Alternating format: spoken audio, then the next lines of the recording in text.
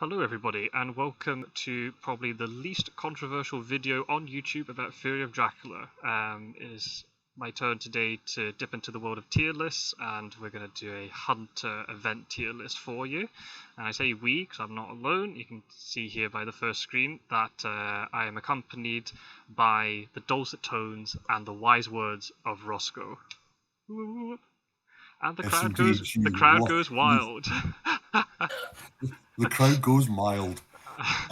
Yes, hello to you all. It is I again with my thoughts and opinions. I've forgotten every choice, so this will be as much a reveal for me as it will be for you. Ah, very good. Well, I'm very happy to have you here, Roscoe. Thank you for contributing to this. This will be very fun. So basically, the way you're going to do this, with the event deck for Fury of Dracula, out of the 75 cards, 50 of them are for hunters, but out of those 50, because there are some duplicates, there are 30 unique hunter cards. I'm going to go through all of them. But the way we do it, we're going to do it tier by tier. We're not going to go card by card necessarily, we'll go it by tier. But to make it even more controversial, we've imposed quite sort of strict sort of limitations on ourselves. When you see tier lists being done sometimes, you'll see it where the tiers are very uneven. You have quite a lot in like maybe the B tier and then the high tier and stuff. But what we've done, just to create a little bit more diversity in our selections, we've done it where there's going to be 5 tier levels, D, C, B, A, S, and there's going to be 6 cards in each. So we've kind of had to sort of force ourselves to put cards maybe further down than we wanted and put cards further up than we wanted. So it's all a little bit different. So, so I'll go through my choices and then Roscoe will chip in for his opinions, what we agree with, what we disagree with, and we'll take it from there. So just so people realise, the differences between us, I've been playing for about 7 months now. That's been a very quick, 7-8 months. That's been a very quick 8 months. And I don't know.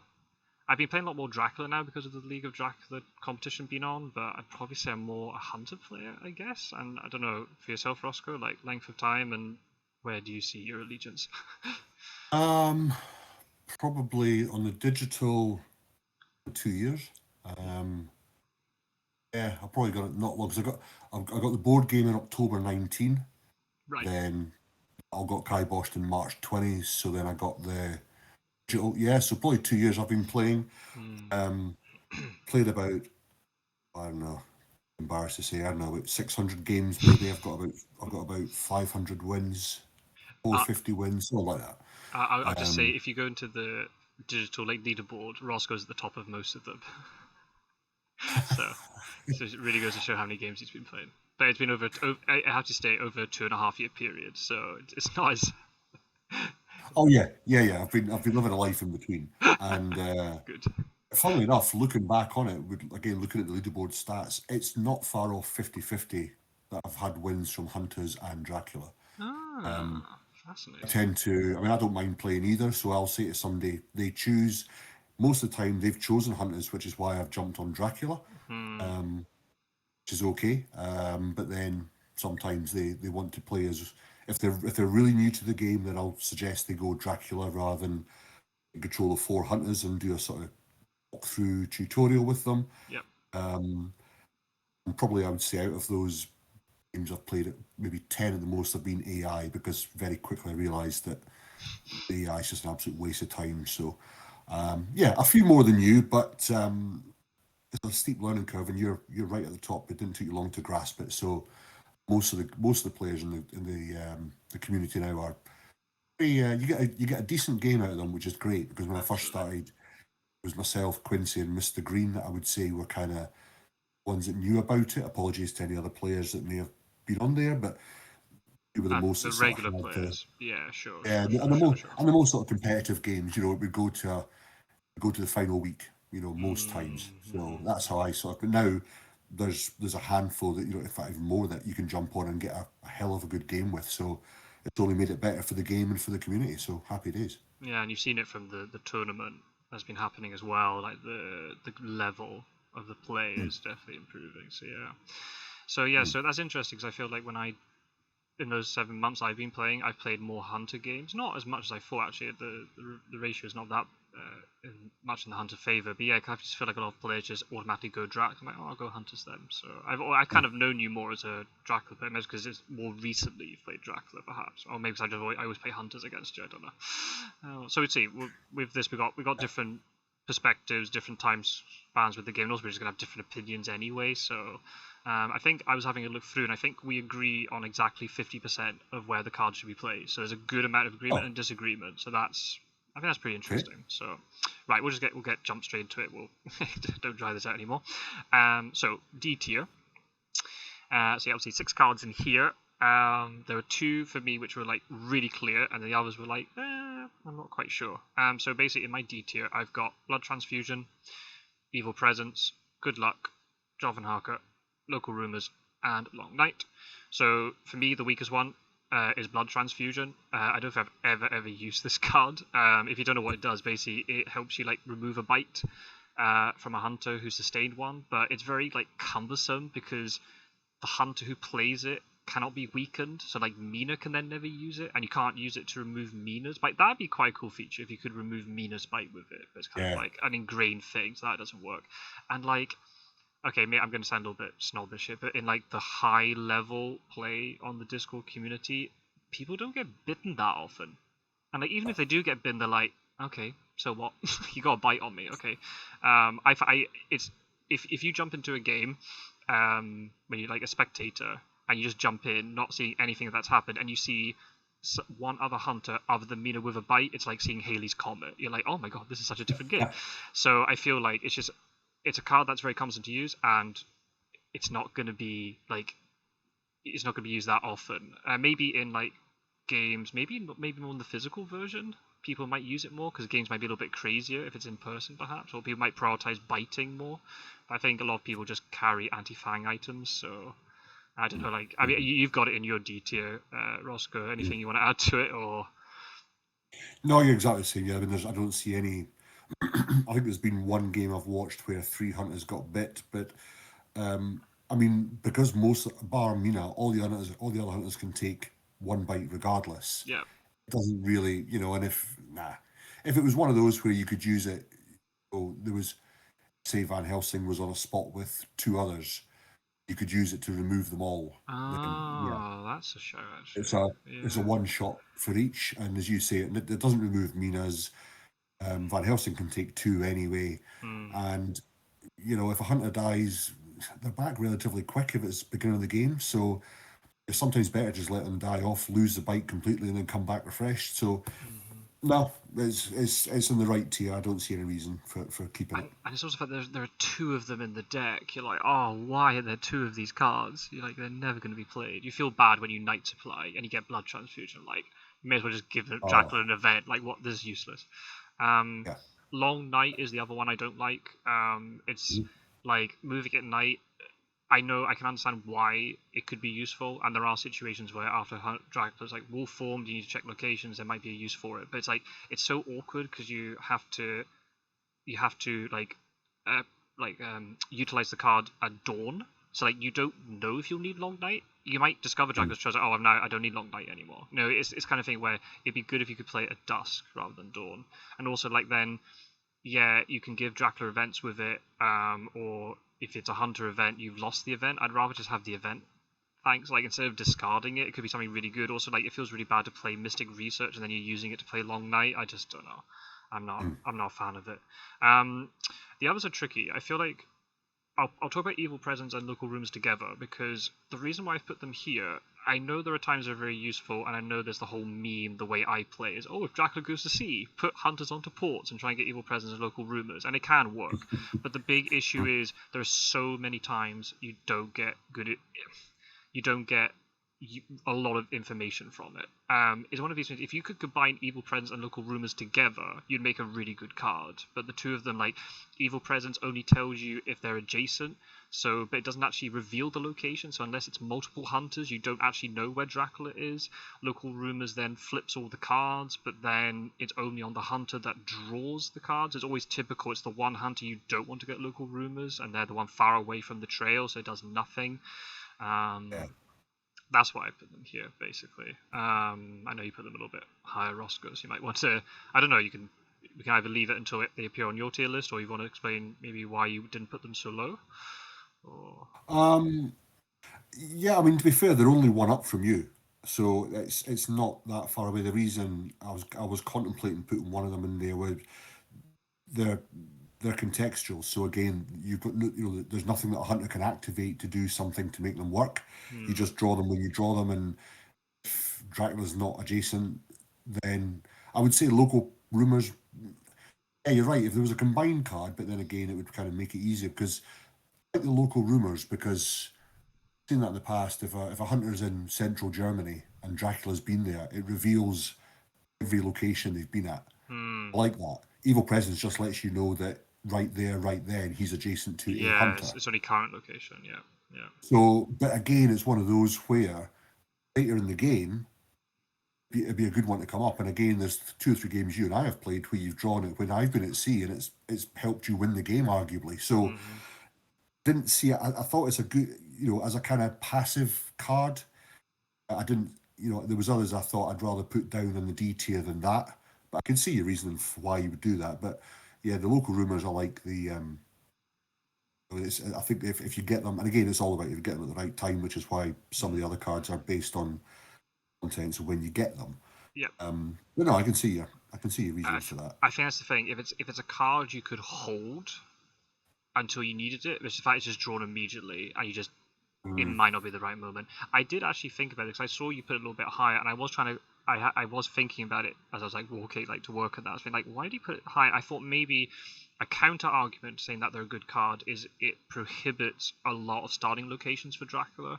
It makes Spain, like assuming soon starts in Madrid, that just completely rules out Spain being chosen because it's just too easy that someone draws Evil Presence or local rumor, or Seward draws local rumors. It rules out a UK start if someone starts in the UK. You can't start adjacent to a hunter, so it does limit Dracula's starting locations. So maybe that might be an argument for why someone might put it higher, maybe. But I think, and the other reason, I mean, if you're looking at it where typically you don't want to draw it in the first week because you're going to be struggling with it to get it. It'd be an ideal scenario where you've got 4 hunters that are kind of in a net formation. Yes. And then if it pops up, you've got effectively 4 hunters that are covering maybe 10 locations, and then it'll tell you which one. I think that's a good card to get. But again, it's all academic because if you draw it in the first week, there's only 2 of them in the pack. If you draw them, they're gone. It doesn't really matter. So yeah, I mean, it can be vital, especially if you haven't drawn, especially if your hired scouts have missed and you haven't got newspaper reports. They're useful to have, and as I say, sorry, we're working on different screens. I don't know if you've revealed my cards yet on D tier. No, not quite. No, only Bloodshot. There's ones that I thought, well, I can move. I'd rather have that there than that. But again, we're only a tier away, so there's not a lot of movement between the two, to be fair. Okay. I put Good Luck in D tier because I think it kind of pointed out how bad the card was when we had a chat. I can't remember if it was because we were playing a game or doing a commentary and we couldn't even remember what the abilities were. That shows how, remove a roadblock. All right, okay, cool. Saboteur matures are very rare because normally hunters have conventional weapons, so that's not a problem. Yeah, Dracula could get roadblocks, but the fact that at least in the high level, of the Discord community, we don't get many Dracula events, roadblocks are less likely. Yeah, there might be situations where removing a roadblock could be vital, but it's it could be 1 game out of 100 type thing. Removing an ally, again, Dracula's not going to pick the ally. Most of the time, Dracula's going to pick, if it's a manual, he'll pick the assist option to get all the cards. If it's Dracula Brides, you'd pick the corrupt, not the ally function. And yeah, it's one of those there's 2 or 3 copies of it. So it's if you get one of them, great, just chuck the other one away. It's not. I think the big one for it is stopping false tip, because that could be important if you get a chartered carriage, because that's a lot of movement. And it'd be very annoying if Dracula then just says, nah, you can't use it. So that's probably the one reason why Good Luck could be very useful. But it's just not. It's not. I'm with you. I mean, that one reason doesn't justify keeping it. No. Because you say the chances of Dracula getting any vampire card, I top level hunters, they're not going to supply at night unless they really have to, Mm-hmm. or a hoax matures. So false tip is one false tip. Do you really want to keep that just in case? And as you say, the allies, it'd be nice if Vamp had a card similar he could draw, which would get rid of, which he has with the power. Yeah, I'm with you. It's like, for keeping it for the sake of that, nah. And like, it doesn't honestly, it doesn't do enough. If Dracula gets a hoax mature, unless all the cards that are there available to pick from are rubbish, you're not going to pick false tip. You're going to pick other stuff like Unearthly Swiftness or Darkness Returns or Emmanuel or whatever. You know what I mean? So, I mean, they could get a false tip, but like, is it worth it? No, I don't think so. And also, I mean, it's funny. I had a game where I actually won it recently, where Chartered Carriage was a big part of the game, but because hunters, at least in the Discord meta that we have, normally use fast horses, they're not as reliant on rail travel. So Chartered Carriage is not such a big thing. But maybe if it's a community of players playing where they don't utilize fast horses as much, they rely more on rail travel, then maybe they would value good luck more, perhaps. Yeah. Or if they're as you say, if they're a game where readily supply at night, Yes. take the risk of Vamp getting or Dracula getting vampire cards, then okay, yeah, you may potentially keep that. I mean, the only ally I would see it would work against would be if you're Great Wolf and you wanted to try and do 1 damage per turn. But really, yeah. I mean, what's the point of that? Because if all hunters have got a crucifix or heavily host, you're cancelling it anyway. So, Sure. no, I'm with you. Stick it in deep. And the other one, Jonathan Harker, the weakest of the allies for the hunters. I mean, we'll go through the hunters, like the allies, very quickly. But like the search function, it's just a poor hired scouts, so that's automatically worse than hired scouts. The ally function for Jonathan Harker, yeah, it's useful if you haven't got newspaper reports, if you haven't got hired scouts, but like it reveals the last space of the trail. Well, depending on where, especially at the beginning of the late game, doesn't matter. At the beginning of the game, yeah, it would be good because you might not have anything else to know where Dracula is. You might have been really unlucky and not got hypnosis or newspaper reports or whatever. But then it reveals the last space. Unless Dracula has started really close to the hunters aren't getting there. They're not stopping it. So it's purely just, oh right, this thing is definitely maturing, whatever it is. But now I know kind of where Dracula was 6 days ago. Like, it's so slow. You know what I mean? It's not worth it. I don't know. Well, yeah, I mean, I agree with you. I agree with you 100%. There's not, out of the allies, he is the weakest. Although, combined with surprising return, yeah, but yeah, he is the weakest. Yeah, I think that's probably the strength of surprising return, not Jonathan Harker. I mean, maybe because you normally ditch Jonathan Harker, then means it'll be in the discard pile for surprising return. But yeah, but the actual card itself of Jonathan Harker is not great, unfortunately. So I'll show you yours on the screen. So you've got Blood Transfusion, Good Luck as well, and Jonathan Harker, and Long Night. Oh, we've got lots of agreement here. But you've got 2 different ones. You've got Surprising Return and Vampire Lair. Yeah. I remember why now. I think with Surprising Return, it's one of those where if you already have Agatha or Rufus in play as an ally, you're going to be fine with that. It's one of those where I was like, well, okay, you're only going to use it again with Jonathan to bring back that search facility if you're trying to find somebody. So again, are you going to use Sister Agatha to search somewhere? Probably not. You want to use her as an ally. Rufus, do you want to search? Not really. And even having Rufus out there is a great deterrent for a long end game at the sea because they just can't. They're going to run out of health. Yep. So it was like, there's other cards I would rather have than to do that. And again, if you've got hired scouts there that you might not have drawn, and as you say, you only get one choice with Jonathan Harker. With hired scouts, if you've got an idea, you can just check 2 locations instead of 1. And again, it's all about just the cards that the hunters are holding. I want them to have the best events rather than hanging on to a dross that isn't really. You're just holding on to it for the sake of just burn it.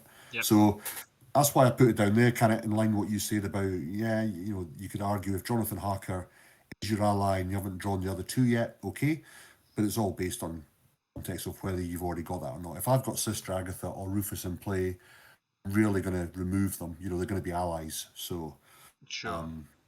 that was that. The Vampire Lair, yeah, again, I kind of swilled about that a little bit. It was kind of, I try to do when I've put these into place as being, as we all know, there's sort of 3 stages to the game anyway. So I've tried to put them into place where the first ones are all about getting location, getting tooled up, and being able to fight. And Vampire Lair is, yeah, you could use it at the end. However, if you're using it towards the end game, then you've got to have somebody with a stake. If you've burnt through the deck again and you don't have a stake, it's useless. You also get delayed, and it only takes 2 points off. So it took 3 off, which would be the difference between an extra day for Dracula to move. Fair enough. I don't know Yes. why it's not. But two's, if you're sitting on, 12 and it takes 2 off, it's like, well, okay, you're still going to win when you land there. So I don't understand. To me, Yes. it's not. If it was a 3-pointer, yeah, it's a last ditch. But then you use it, and then you're delayed. So you're losing a hunter from it regardless. Yes. I think as well, because the hunter is delayed, they get delayed as well, don't they? Yeah, because and you have to play Vampire Lair in the day, so So that's, you're losing a yeah. day action. I mean, night action. Okay, but you never know. That night action could be vital, doing other stuff. But yeah, you're giving up a valuable day action That's just what I to was thinking take when I did 2 that, IP because it off was, and add a stake, which depends on how the game has gone. If Dracula's burnt through lots of vampires and maybe a stake, you can maybe get away with it. But maybe some games you can't.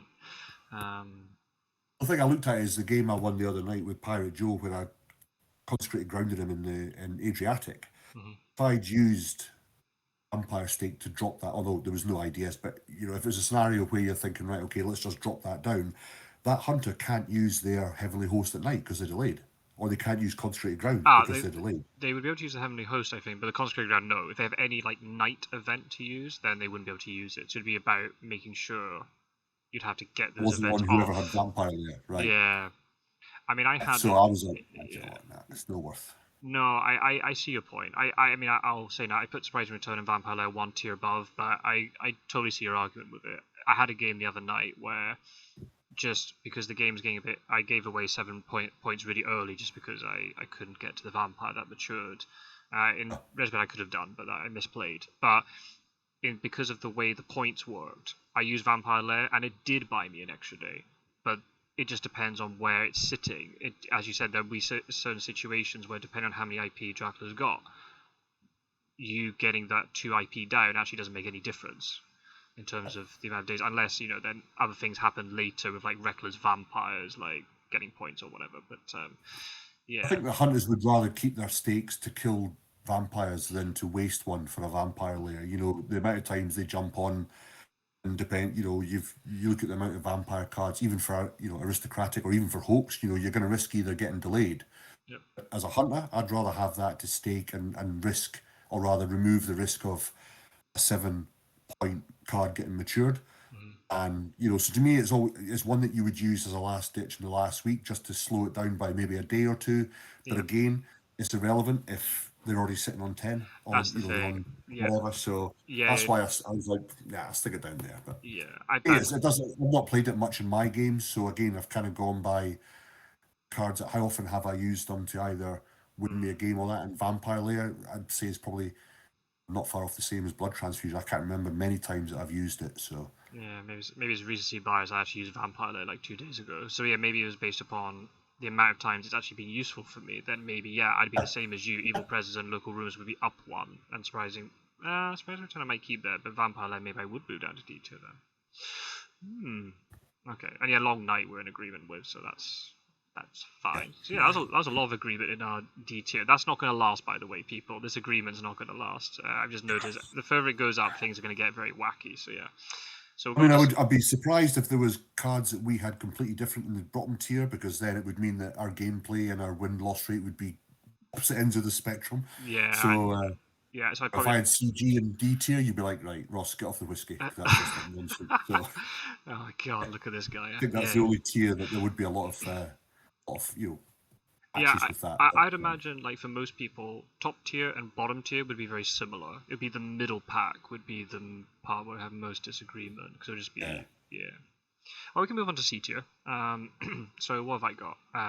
Alright, I've got Escape Route, Lucky Find, Sister Agatha, Surprising Return, Vampire Lair, Wax Cylinders. Okay, so we talked about Surprising Return and Vampire Lair. My defense for Surprising Return would be that it is like a hired scouts, but it is a poorer hired scouts, but you can trigger it when you want. It's not like hired scouts where you could just appear, like, 4 of them in the first week. You're like, well, thanks for nothing, basically. But I completely understand like the rationale behind it. For you putting it lower, that you need to already have drawn 2 allies. I mean, I've had games where I've not had 1 ally. And you see there was some surprising return going, one of these days I'll get an ally and I'll be able to use it, and then it never comes. And you got a card that's sitting there not doing anything. It is very cool though if you get both surprising returns and you can just, Dracula's not expecting it, and you unleash both, and you just get Jonathan Harker twice to search 2 locations after they've wolf formed. It can really put a spanner in the works for Dracula. But yeah, it does require quite a bit of setup. You need the allies to have come out, and as you said, yeah, you're not going to discard Rufus Smith, right? Or something like that. Or maybe I put Sister Agatha lower. I don't value Sister Agatha. But if I had Sister Agatha as the ally, I'm not discarding her to then search later or something. You know what I mean? It's just, yeah. Yeah, that's the thing. I mean, if you search with her, then you find Drac, you only have 1 surprising return. I'd rather have her as an ally going into that battle because it's it damages him 3 ways. So to use her as a search tool, that's why I was just like, nah, I've put her quite a way up. So. And yeah, I think my recent game when I played Mr. Green, he screwed me up in Spain with the Consecrated Ground because he did a double surprising return for Harker and found, did 2 searches on Cagliari, and I was like, yeah, but again, you've got to have, either have those cards late on, but you already had, I think, Rufus in play, so yeah. I mean, it's you're 1 up from me with there, but I mean, it makes sense. Again, it's all depending on what comes out in the game. If you've nothing out there, then you've got them in there, but then like you've got them there, and you may not ever get an ally, so you'd rather just swap out surprise and return for something else, which could be way more valuable. Yeah, I think I didn't say this at the beginning, by the way, but I think apart from maybe blood transfusion, every card like has a point. Like I can see why every card could be useful in certain situations, and it's so like contextual based upon the game. But the clear thing is, at least hopefully we'll agree, as we move up, the cards will become more useful and they're more reliable as they move up. That's kind of the idea. I put Escape Route in here. Like, Escape Route can be really useful, especially giving it on like Mina. And if Mina charges in somewhere last and gets hit by Dracula, okay, so you can just escape route out of it. You can escape route on a vampire and then stake it, so you don't have to take any damage, and it's just so much easier. But again, there's like 2 or 3 of them, and it's sometimes you're just like, I don't want to be escaping, I actually want to be fighting. So it'd be better to have situations where instead of jumping onto Dracula's space all the time and then having to escape route out of it, you just jump on it once and you kill it that one time. Lucky Find, again, is a card I can see uses for. There are some clever things you can do. I mean, I'm sure there's loads of things that you can do with Lucky Find. I like it if I don't have stakes. If a vampire ambushes me, I'm like, I'll play Lucky Find and I'll get a stake out of this now. And then I'll be able to stake it at night. But then obviously you're discarding everything else, and it could be some really good stuff you're discarding. It just depends if you end up discarding horses or something. That's the game where Mr. Green was playing against me, and he played Lucky Find when I ambushed him, and I thought he was doing it to get a stake. No, he was getting it to get fast horses, because he hadn't got any fast horses, but he ended up, there were 2 in there, so he had to discard 1 of them. I just looked at the discard pile, I was like, oh, you got mobility, but not that much mobility, you've lost some. So, yeah, there are some cool things you can do with Lucky Find. If you've got a hunter who's had to ditch weapons from encounters, have Lucky Find and still jump onto Dracula's space, because then you can pull it, you can get a heavy hose, get a knife or whatever, and it can be very useful. But then again, it's still, you're having to have it on the right people. You don't know who's going to walk into what encounters. It's one of these cards you're going to be bouncing backwards and forwards. It's never going to be on the right person who you want it on. Yeah. And the thing is, depending on what's left in the pool, yes, you could get Lucky Find and have dogs and holy bullets, and do you know what I mean? It's just basically whatever the way. So again, there's no guarantee you're going to get what you need. No. So yeah, I can see a reason for that. I put Aggie here. Yeah. Purely, I think it's probably the one card we've had the most agreement on. We won't say where you've put it yet, just for so we don't spoil it. But I think the ally effect, I mean, obviously the search effect port version of Hide Scouts, the ally effect can be very annoying for Dracula, depending on also what items like the hunters have. It makes it then very difficult for Dracula to play fangs on a heavily host, because they're like, oh mums, if it's not heavily host now, and then I'm taking damage for fanging them and whatever. And obviously if they escape is bad, but I've not had many games where it's been that decisive. Maybe because I just 100 players instinctively pick Rufus over Aggie, so I find Rufus to be more of a pain in the ass than Aggie from a Dracula's perspective. But that's just me. But when we get to it for you, I'm sure you've got a very good reason for putting them where you have. I put Wax Cylinders here as well. For me, out of all the unique Hunter event cards, this is the weakest. Surprised me. Yeah. Again, that's another one we disagreed on quite a bit. Yeah, the analysis bit, the good thing about the analysis bit is that it doesn't discard the card. You just keep playing analysis and over and over and over and over, and it will then re-deter Drac from hiding. And I guess maybe in higher level play, Dracula's maybe more likely to hide, because you can do some tricky things with hide, where hunters think, oh, Dracula's moved 2 spaces away from where we are, so only 1, and then Dracula can sneak past back the other way and stuff. But so that could be a huge deterrent. The deduction is like a one-time use, and then just typical you use it on something that is then, you're gonna have to go and deal with anyway. And like, I don't know, I don't think it's worth it. It's one of those cards when I get it, I'm like, I mean, okay, I have it, but like I'm not often happy about it. I'm happy about it maybe if I get it really early, because then I could find out if Dracula's done like the hide trick really early. Because the fact that when you do the hide, it reveals the actual location card as well. It doesn't just tell you, oh yeah, hide's on the trail. It actually reveals it. It reveals the city. To stop Dracula from doing the hide trick, it can be useful, but I find it. Are you going to use it at night? I've got other things I want to do at night. I want to get like horse economy set up. I might want to heal. I might want to trade and all this stuff. I'm just like, I don't want to be doing wax in it. That's just me. I don't value it as much. But maybe it's again it's an experience thing. Maybe I'm not sure. But what do you think? I was surprised to see it that low. To be fair, I mean, I think out of all the, and you'll see when you release mine, I think out of all the unique ally cards, I see it as one of the strongest. Research is good. Hypnosis and obviously there, and obviously with Godalm's, but just having that on, and I typically don't try and use it immediately. I want to wait until there's maybe 4, unless obviously, I mean, it's good if it's the first week in no newspapers, then it's an option. If you haven't found Drac, and he's a player that, I mean, there's some players that you and I know that typically like to do the plant a Drac, stick a hide, put a delay or a saboteur, and it's just, you can find them in the first week without having to worry about, am I going to get cards? Am I going to do this? Do I need to delay Mina with hypnosis?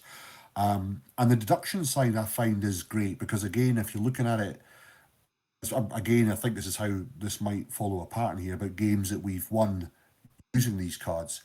If it's the kind of not uncommon Cagliari, place something, stick a rumour, and it's coming up to the final week. You haven't got excellent weathers. Do you really want to send hunters down and deduction just to find it? If you know that's where they've gone, then it reveals rats. It's like, oh, right, we can ignore that and just focus on jumping on Drac, instead of we have to send somebody there, because if that's 7 points, we're going to lose the game. So you're right. I mean, it's not one you can just throw about. And obviously, deduction, I've played a couple of times where people haven't read the card properly and didn't realise they lost it after using deduction. Yes. Or they've used it on a hide card, and you're like, no, forget about the hide card. You want to check the actual live card. That's just out there not reading the card correctly. But I always, if I get that as Seward, I always try and make sure he gets it. And as you say, the because he holds onto it and the hide is constant throughout the game.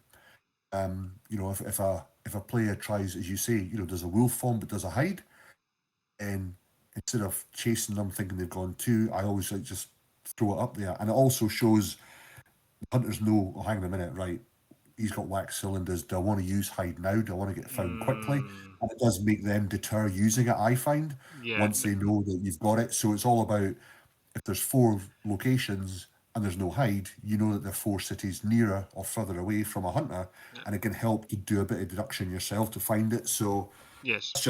that's how. And again, that's talking from games that I've won by, oh right, you're there.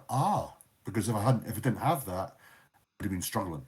So. Yeah. Um, Yeah, I think Again, maybe. I can absolutely see your point as well. It's one of those where you go, yeah, if they know you've got it. I think I've done that in games, maybe even with you. I'm like, right, well, I'm not going to hide now because I know you've got wax cylinders. Yeah. And you either discard it, in which case, if you've already used it to show hide, you discard it. I can see it's in the pile. I know, right, he's got rid of it. Then I start using hide. Or just forget to use it because you think, well, the opponent's not going to use hide. Why would they? They know I've got wax cylinders. So, yeah, but to me, it's a strong one for Suit to have. And I think but maybe. I can see your point as well. I think maybe then only maybe the counter to like maybe the advantage that maybe I didn't see is because Sword can hold 4 events anyway. Even if I don't rate wax cylinders high, well, is it such a big deal? No, because you could have wax cylinders plus 3 other things. It's not like other hunters where they've only got 3 slots, and that could become vital if it was on another. If wax cylinders was a card that a different character had, you'd be sitting going, nah, do I need those wax cylinders? Probably not. Whereas soon as he's got extra space, you can have the wax cylinders maybe. So. And I think, but I don't know whether this is or not. My thought might be the reason the card has been designed that way and has been allocated to Seward is that it does sit in your extra 4th spot. Maybe. Because the other 3 allies all, once you use them, they're gone. So yes. you can keep them and burn them. But this one, I've seen it as almost like where you keep that in your extra slot and you use it throughout the whole game because you've got multiple choice use with it, or multiple use rather. So that's how I always, maybe that's why they designed it that way for him. But yeah, I mean, if it was a 3, if he was the same as the rest and could only hold 3, you'd be thinking, well, I'd rather have something else more proactive or damage inducing or whatever it might be. But as I say, because he's got the 4, I don't mind him sitting it because you can still store the 3 as the other 3 hunters have got anyway. So yeah. I see your point. I see yours too. Okay. That's interesting. Maybe it's just experience in my games. I haven't seen wax cylinders being used to such the same effect, perhaps. So maybe I don't value the card as much. Just when I've played as many games as you, then that's the case. You guys, we're going to have to start arguing with each other very quickly because this is going far too smoothly for the audience. We're going to have to do some Jeremy Kyle, Jerry Springer stuff about. Absolutely. I mean, you're just wrong. You don't even know what you're talking about. Shut the fuck. Otherwise, this is just going to be. Oh right, they all just. All right, okay. Well, but, we can start now because I've put your C tier cards on the screen, and there's some things here that I'm just like, what the fuck's he done? So I mean, that's interesting. Right. I've got 2 cards of Sister Agatha and wax cylinders that I don't rate, but you rate them quite highly. And there's 2. Well, there's maybe 3 here, but there's 2 definitely. I'm saying I rate these really highly, but you're putting them in C tier. So you've done Behind the Veil, Escape Route, Excellent Weather, Local Rumors, Loses Revenge, and Speedy Telegraph. So go on then. Explain yourself. Behind the Veil, I mean, that's only useful if Drax holding good cards, right? So again, there's no control over this. You hold it and you reveal Drax's hand and he's got 2 wolves, a rat, a saboteur, and a spy. Who cares? Well, that's only working well when people say, yes, he's got a fog, get rid of it. You don't know what Drax's holding. So it's, it's a hit and miss. You're taking 1 card away. Okay, fair enough. Really, it's, you've no control over that. You can't do anything for it other than just hoping Drax got some good cards in his hand to get rid of. Because I've had games where it's been drawn against me and they've looked and they've gone, oh, right, you don't have fog. I'm like, well, no, but you wouldn't expect me to. You're assuming that I do have 5 great cards in my hand or whatever. So to me, it's, yeah, all right, if you get it, fair enough, you could get rid of a fog, but also Drax is using up good cards already, and you're only going to get left with whatever he's dealing with. So, and he also gets a card back afterwards. So if you use it and he's got a shit hand and you get rid of Spy, next card he gets his fog. Well, Behind the Veil's just been, to me. Mm-hmm. Give me your rebuke on that. I mean, I see your point, but I feel like there's a couple of counters to that. Firstly, the fact that you can get rid of something really powerful like a fog or a vampire could be really handy for the hunters. Also, it's just the fact you're gaining information about what Dracula has. Even if Dracula has a shit hand, at least then the hunters sit there and go, okay, Dracula has a shit hand at the moment. And then you can start planning around that. Right, he's got lots of wolves and spies. Right, I need to prioritize dogs or whatever. And or if not, I ditch dogs. I need to prioritize steak. If there's lots of vampires that you see. So there is a way you can then. It also depends on when you draw it, obviously, and it's like typically you draw it towards the end. But you can gain quite a bit of information from it, and just the fact that Dracula can use. I know there are times where you won't have fog there, but then the hunters are gaining information that Dracula doesn't have fog yet, so is waiting for the fog to appear. If you can get rid of a fog, then that could be game changing. That's one less thing that you have to forewarn or whatever. So there's not so much pressure finding both forewarns or whatever. Yeah, I mean, the other thing with that is, again, it's like it could be, well, has he already played the fog? Is it already somewhere in the trail? Normally, if Behind the Veil's done, where I've got time to do it, I'll then, and it's one of the rare occasions, I'll dark call, just give myself another 5 cards, and then those, because bear in mind, all the Drac then knows is he's only left with 6 in hand, 5 cards to look at, because he's already removed one. So the replacement one, he doesn't know what it is. I then do dark call, and then obviously I've got another one to play with. And okay, you might go, right, well, I know that he's got 2 wolves and a rat.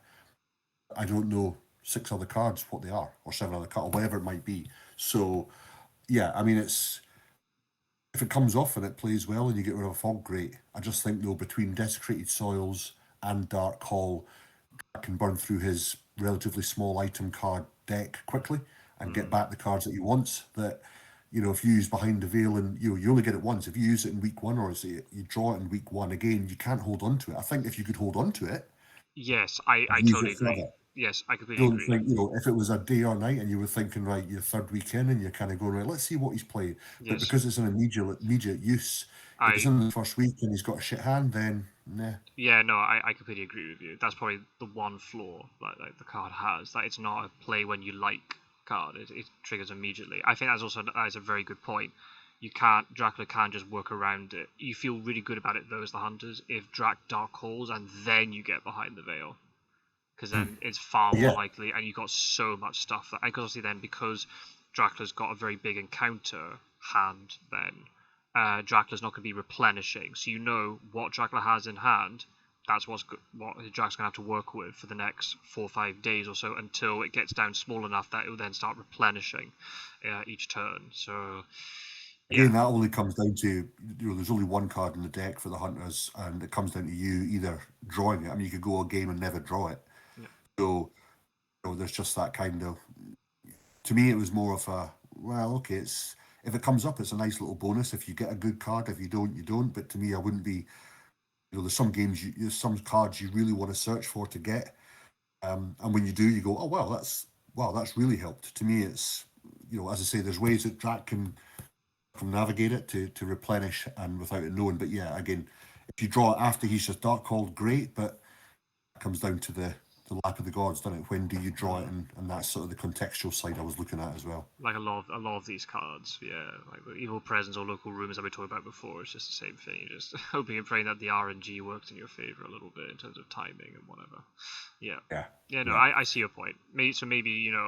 Maybe the real position of Behind the Veil is maybe the average of our 2 positions rather than the extremes that we've put them. Perhaps maybe that's the real position. But as I said, I mean, if it was an option where it was a dawn or dusk use, then it would be up the top of the one. Absolutely. But yeah, immediate use. Yeah. Escape route, we both got that, and I'm with you. It's most of the time you can get a hunter out of a dangerous situation. Even if they've got a state, you can get them out of a dangerous situation in combat without having to use it. I'd rather have better cards. Plus, I don't really like it on Mina when it's exposed, because all of a sudden you're like, oh right, she's going to land on my reckless. She's got a stake. She's got an escape route. Right, okay. So I'm with you with that. Do you have any others, or is that no? That's it. Yeah. So the rest of them. Local rumors we've talked about. I've put it slightly lower, but I understand from your perspective, the information aspect of it. I can see why you'd put it up a little bit higher. Yeah, Lucy's Revenge, we'll cover that because you've got an ally and so have I. Lucy's Revenge, again, yeah, it's a card that Godalming can use, but again, it's only effective if Godalming lands on Dracula. You can't use it on vampire battles. As in, and you'd want to use it with Dracula rather than on anything else. It prevents a bite, okay, but we already spoke about blood transfusion and really how important are bites to do them. Yeah, it'll help if you play Heavenly Host, okay, it covers it, but to me, it prevents a mist or escape as bat, okay, but again, it depends on whether Drax wanting to have that in place or not.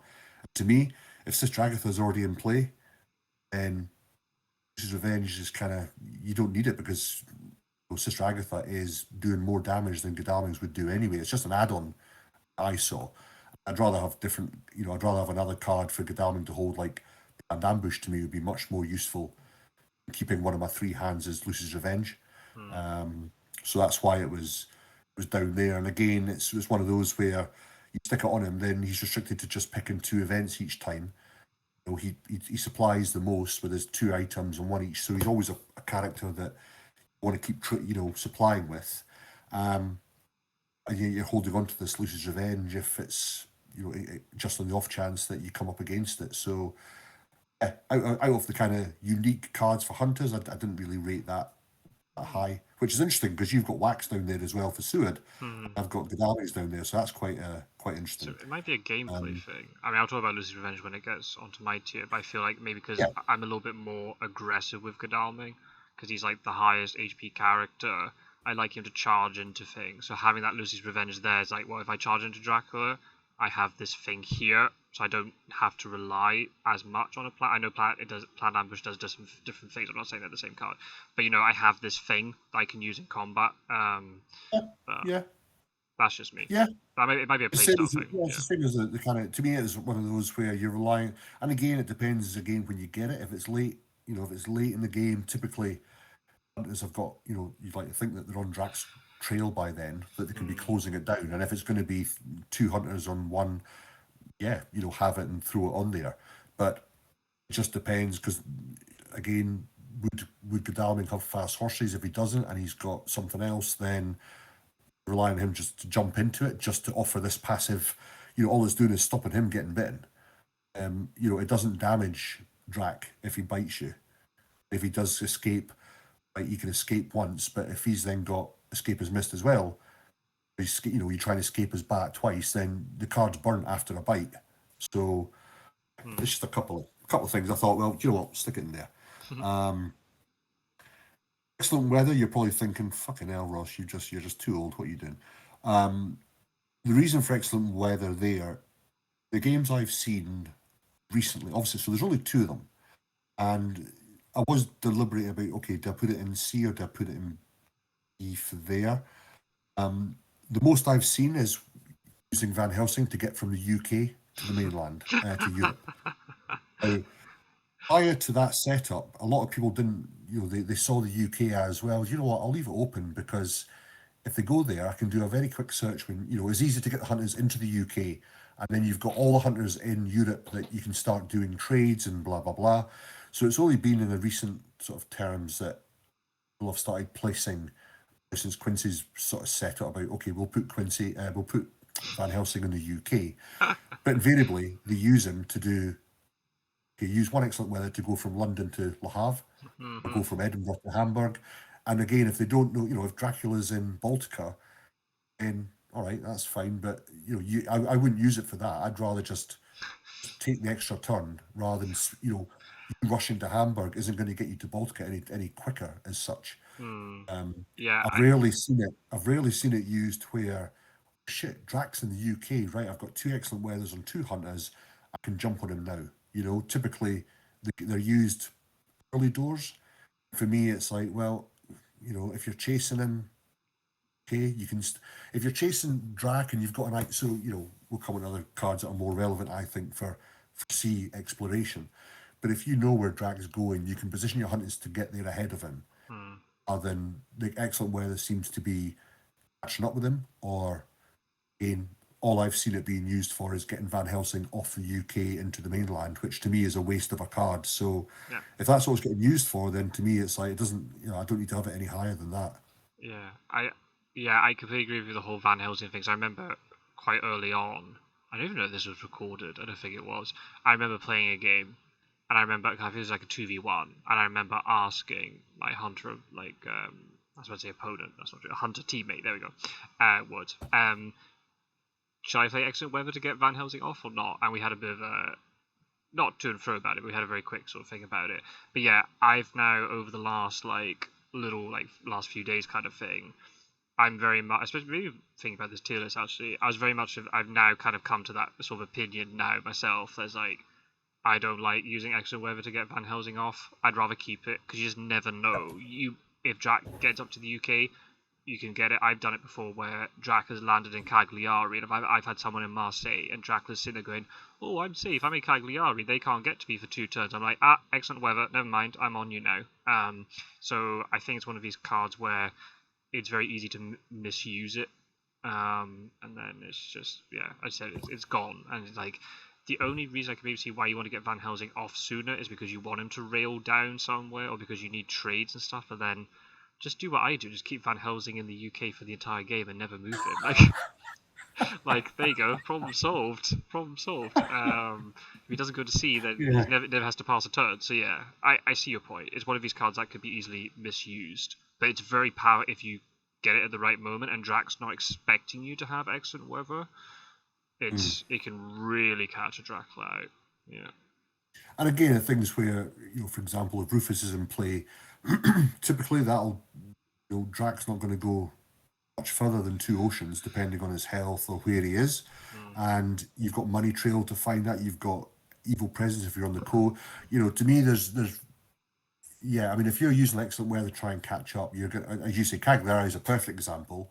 However, if it's already been used, there's only 2 in the deck. So it was like, I'd rather have, you might get there, but then what happens when you get there? Have you got enough in your hand to deal with anything? If you've got Fast Horses, a stake, and another, you excellent weather to Cagliari and Drax there, and he's already got a Reckless. Oh, well, thanks for coming. See you later. Bring the weapon, off you go. Yeah, exactly. Yeah. I mean, that's the issue. I've seen some games where they use it, they jump on you, then you go, oh, great, you've got nothing. Fucking excellent. Thanks for using. And now you've lost your excellent weather. Great. Yeah. I just think it's if you're using it at the late stage, you're kind of going to be, you're probably already in the shit. To be fair. Okay. Interesting. Again, depends. Yeah, it's just. I think that's what I was. And again, I don't. When I've been using it, again prior to Van Helsing or anybody starting in the UK, it was a good card because you could jump to it, but you're not chasing Dracula around the oceans.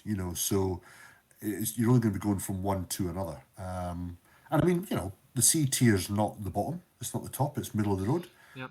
You get 2 in a deck. How often do it's only relevant if Drac goes to sea. So there are some other cool things you can do with it though. Like I'm just looking at the map as the background of the PowerPoint. Like Drac going into Baltica thinking that the hunters are very far away, and you could just excellent weather from Bari to Valona, and then you're right there. Or certain things like that could be useful. But yeah, I see your point. I put it a little bit higher, but yeah.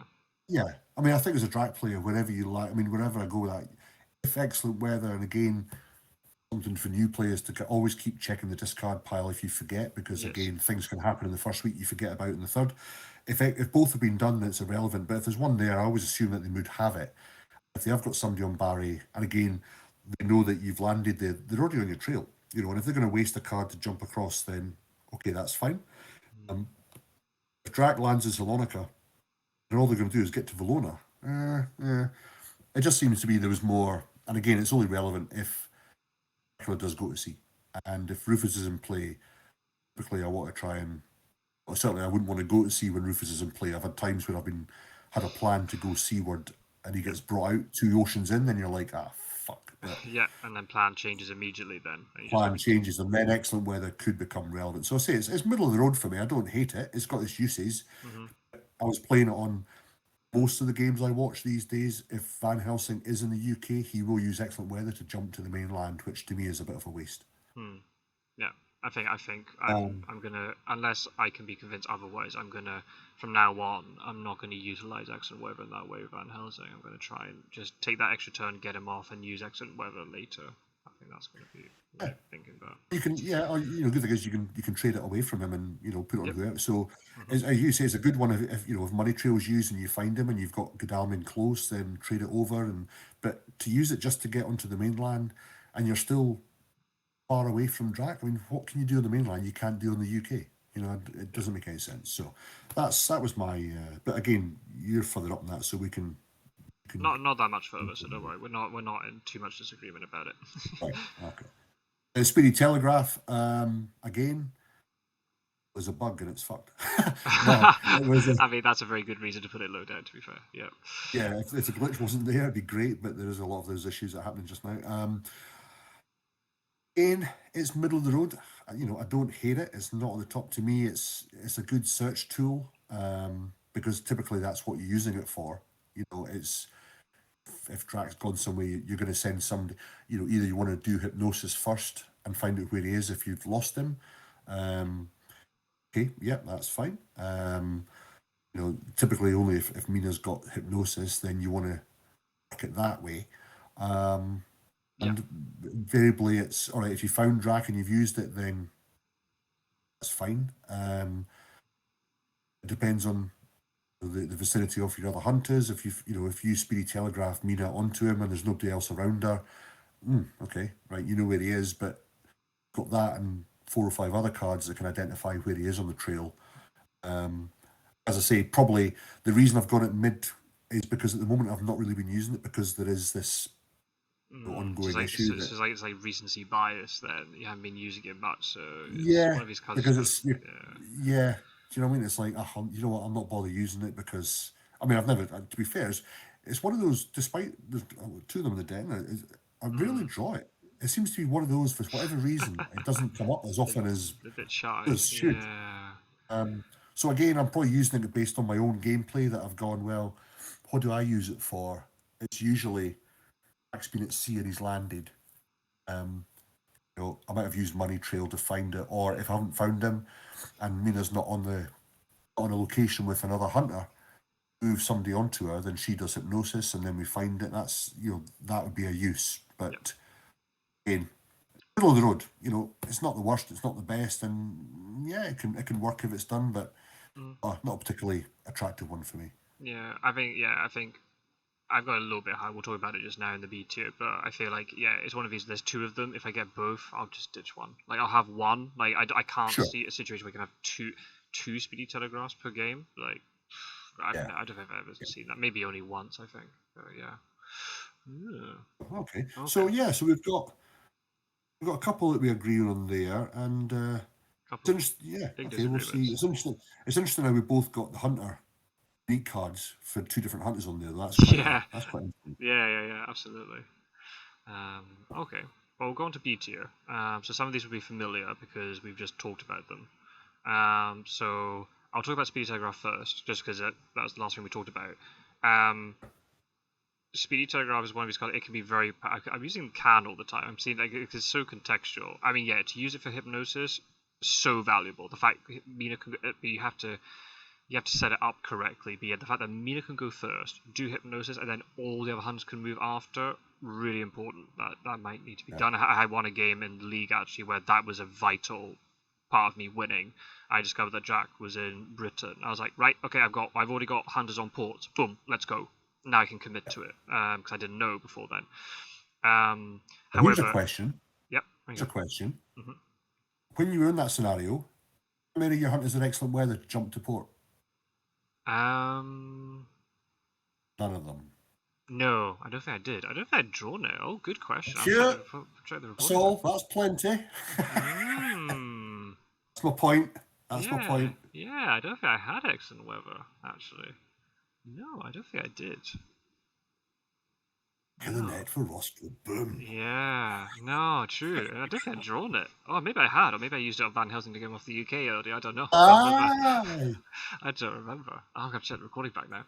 However, I will say, like, I've got to try and phrase this in a way that doesn't make me sound like an arrogant twat, but it's going to be very tricky. Speedy Telegraph is probably the card I see misused the most. It is a card that Hunter players just play without actually thinking about what it does. And then they play Speedy Telegraph, and then they just go Godalming, Seward, Van Helsing, Mina. I'm like, what have you done? Why? Like, Yeah. what was the purpose? And maybe there was a plan, and I'm not in their heads. But it's one of those cards that's so easy to misplay, and just you waste it. And like, okay, great, you've lost Speedy Telegraph now. I feel like That's a good point. That's a very good point, actually. I think a lot of it. Speedy Telegraph itself is not necessarily the strength in the card on its own, which is maybe it's how it can combo with other things. Like I've had games where play Speedy Telegraph, and I'll say this now, fuck you. I had a game where I had Excellent Weather to get onto Cagliari, but Excellent Weather was on the wrong person, so I was able to play Speedy Telegraph, trade it to Godalming, who's then able to go across to Cagliari. So I'm giving you. There you go. I'm giving you the finger through the screen. But that's the thing, like, but you need to be able to see that combo, like, being able to work, or like that other game with the league where I was like, right, okay, Drax gone to sea, I have no idea where he is, no money trail, no newspaper, no evil presence, whatever, right, I've got a plan here, I've got Hypnosis, get Speedy Telegraph, do this, but it relies on everything else, and I think that's maybe, it's a good thing about the card, because you can do really cool combos that win you the game, but then on the flip side is if you don't have those cards, or maybe you do play that, and then it's like, oh, well, Drax on the other side, I can't get to him quickly anyway, so it's like, I think it's very hard. It's very easy to misplay this card. But I think another thing that people don't realise is that it goes into the night as well. I think a lot of people just ignore it at night time, because then you can still do, you might have Seward close to a combat, in which case, right, well, why do if it's lying there, and for example, say he's sat on with Drac, and Drac decides to feed the next day, you might want to trade to him, get across to him quick. You might want to take some cards off him. Yep. Plan ambush, escape route, or whatever. Yep. Absolutely. You might have played Long Night. If you've played Long Night and you've got Speedy Telegraph, you might think, all right, well, you can move players closer to find out if he has landed or where he is. Or so. Yeah, I think you're right. That's a good point. That it may well be down to the fact that, again, like you said, Speedy Telegraph would only have been useful for you had you had Excellent Weather. Yep. So yeah, it is an add-on card. It's a bolt-on. It's not in its own right a useful one. And I agree with you. It does seem to get played quite a flippant approach, like, oh, let's just play this because it popped up, or a misclick, and then people follow the same. You're like, why would you use it and then just follow the same routine? Maybe they don't know it. I don't know. Maybe, but I don't know. That's the problem with it. And I think the other thing is there's something, I don't know if this was intended this way, but at least this is how digital does it. If you play Speedy Telegraph and Renewed Vigor, the 2 actions per hunter you can play in any order. So you can do 1 action, say, with Van Helsing, then 2 with Godalming, then 1 with Seward, 1 with Mina. You could start really flipping orders of stuff. But then again, is that Speedy Telegraph doing it, or that Speedy Telegraph plus Renewed Vigor, or Speedy Telegraph plus Hypnosis? You know what I mean? There are times where Speedy Telegraph can be useful just on its own if Dracula's gone in a certain direction, you're really close, but you're not sure exactly where, so you maybe want someone to move first to check, and then you can then check further locations after, or whatever, or you check furthest one first and then work your way in. But yeah, I see it being misplayed a lot, and it's very then frustrating as a spectator. I'm like, you have a potentially like really good card there if you use it well, and you've just like thrown it to the wind kind of thing. Yeah. That's the point. Yeah, I mean, you're 1 tier above where I had it, so it's all Yeah, I've put all 3 like advanced movement cards in here because I was sitting there going like, how do I separate these? I mean, yeah, I think if I was being really, really pushed, like which one is weaker? So I'd probably say Excellent Weather, because land movement is just really critical. I don't know which is stronger out of Chartered Carriage and Sense of Emergency. On its own, I'd probably say Sense of Emergency, because then you got the more flexibility now to think about where's the train taking me. Now I can just go by road and stuff. Whereas Chartered Carriage is maybe better because you then got, if you have Renewed Vigor again, you're talking about combos now. That's a completely different thing going on. But if you combine Chartered Carriage, you can do Fast Horse and Chartered Carriage. Whereas with Sense of Emergency, you can't do Sense of Emergency plus Horse. You have to do Sense of Emergency plus a normal move. So, and also Sense of Emergency costs you health, and it's like, so I didn't know how I could separate them. I was just like, they're all advanced movement. I'll just put them in B tier. Normally they're useful. They're not top tier, but they're there. Especially the fact we use Fast Horses a lot. We don't rely on these cards as much. Whereas there might be other players, if they don't utilize fast horses as a strategy, then these cards are going to be really important and like really critical. In fact, you got 3 chartered carriages also. Like I find as Dracula, I always get caught out by chartered carriage. It seems to be my downfall. I don't respect hunters having it, so it's something I've had to work on. There's 3 of them, so like if you ditch one, it's still got 2. Like it's still good. I put a high. I know it's a heavy. Yeah, it's a having 3 of them is one on each hunter. Yeah. All of a sudden, kind of argues that if you're kicking about, Central Europe with good train lines, all 3 can be on you, especially if renewed vigor's been used or whatever. Yeah. Then, and then all of a sudden it means that the argument is, well, if you've got good rail, you've got 3 chartered carriages, you can then have a handful of weapons instead of fast horses and another. Yeah. And all of a sudden, then 3 hunters that are tooled up with 3 weapons, then it's going to be a hell of a quick fight. So so assuming Dracula is on the rail line and is not deviated, then this is the issue. I always try and but again, they know you've got that or you have it. Even in Central Europe, you kind of think, right, well, if you check Clermont-Ferrand or Toulouse or whatever, just to make sure they're not on the typically Drac doesn't want to stay on the, which is why he normally kicks about Baltica.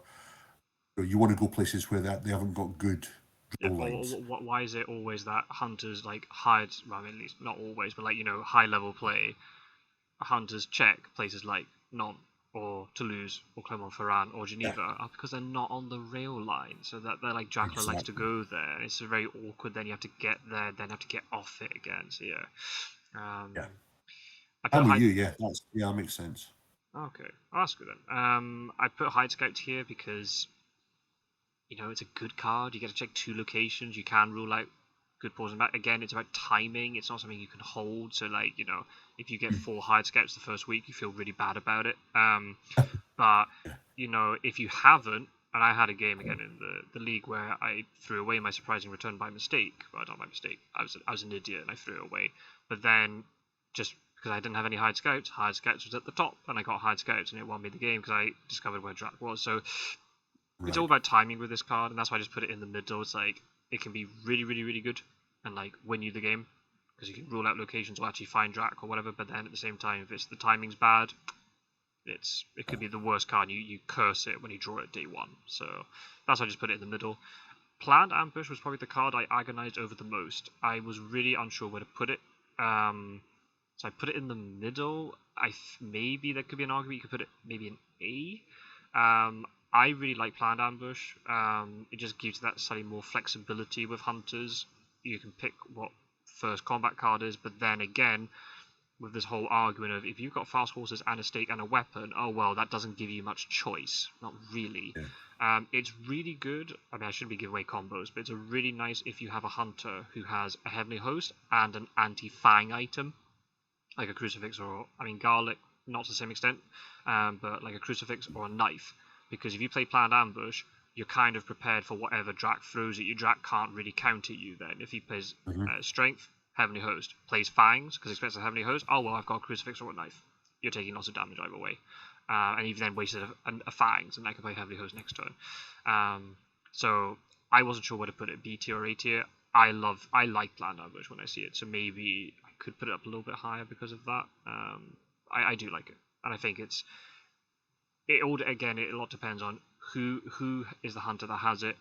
Are they actually tooled up? So can they actually utilize that variety that you can pull? But if you've just only got one weapon, meh.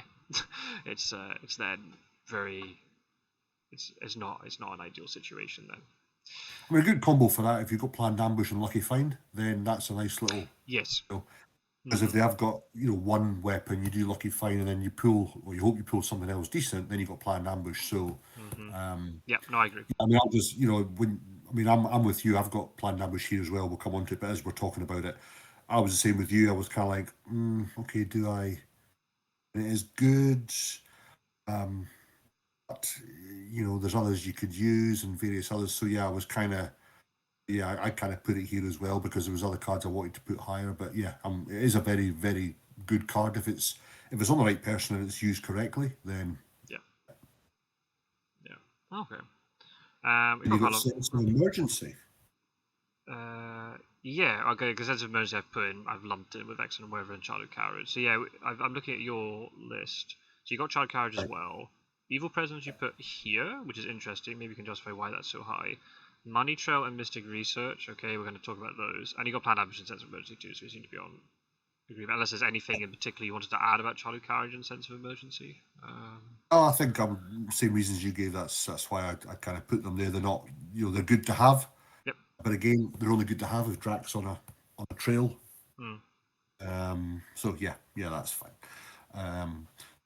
The others. So yeah, the others we're getting near the top now, and I think, as I said, the way I kind of designed it was you want to have the cards on you that are going to do damage to Dracula, but then you've got to have the cards to find him before you can use planned ambush and things. So, the evil presence, like we spoke about that in the lower tier, that it's great, but it only works if you've got somebody there. But again, because there's two of them, and if you try and keep your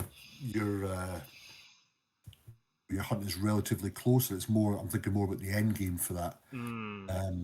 I think it's a good one that if it comes up, it's okay, that's perfect. It's because again, if you haven't found Drac in 4 or 5 days and your hunters are positioned, which again is kind of the counter argument to having Van Helsing on the mainland, he's going to have to walk at some point past you or get to you.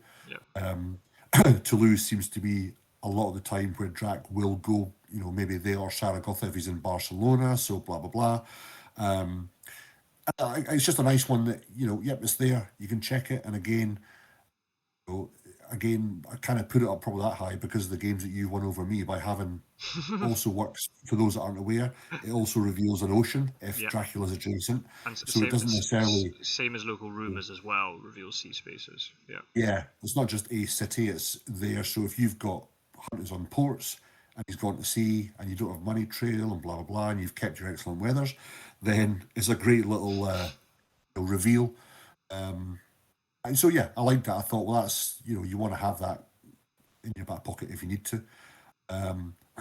Money trail, again, further on in the game, you notice, to me, if Rufus is in play, there's other cards that can be used to find Drac if he has gone to sea. If you can locate where he left from, you can kind of work out where he's gone to. If he's gone one ocean, there's not many places that he could have done that, unless we're talking high-end Drac gameplay where you might go from Hamburg and land in Amsterdam, but most of the time players are going to go one ocean. It's going to be either the Irish Sea or it's going to be Adriatic. And you can very quickly identify that with your hired scouts and various others. But I realised the other night when I won the other one, it's a good card to have if it's late. There is no Rufus in play, then it's an option that they might use, then you want to have that in play as well. I do like the fact that it's not an immediate, which is obviously great. Yes, that's massive. The fact it could have been just one of those. I'm glad they haven't, but it could have been just one of those, or and I'm glad that you can choose which ocean you want as well. So yes, I have found is some hunters, for whatever reason, when Drac goes 2 seas, they use it, and you're like, use it when he's landed. You don't use it until he's landed. Yeah. Even if you think you know where he's gone, if he's out North Sea, he's in North Sea, right? He's going to land in. Well, no, he can go English Channel, and wait until he's landed. Then you find out where he landed from, and then you can start moving all the other cards to get in there. Yeah, I'd count the only time I'd say that maybe you might still want to play it if Drac's at sea is I had a game where Drac left Spain and moved 4 spaces. So when I played it then because even if Drac hadn't landed yet, I was like, well, if it's 4 spaces, they can't move any. If they've gone north, they can't move any more. They're going to have to land now. If they're moving east, I need to know they've gone east because I need to get over there. So yeah, I completely agree. It's one of these cards where maybe you can play it a little bit too early, and then you're not. It just depends on the situation.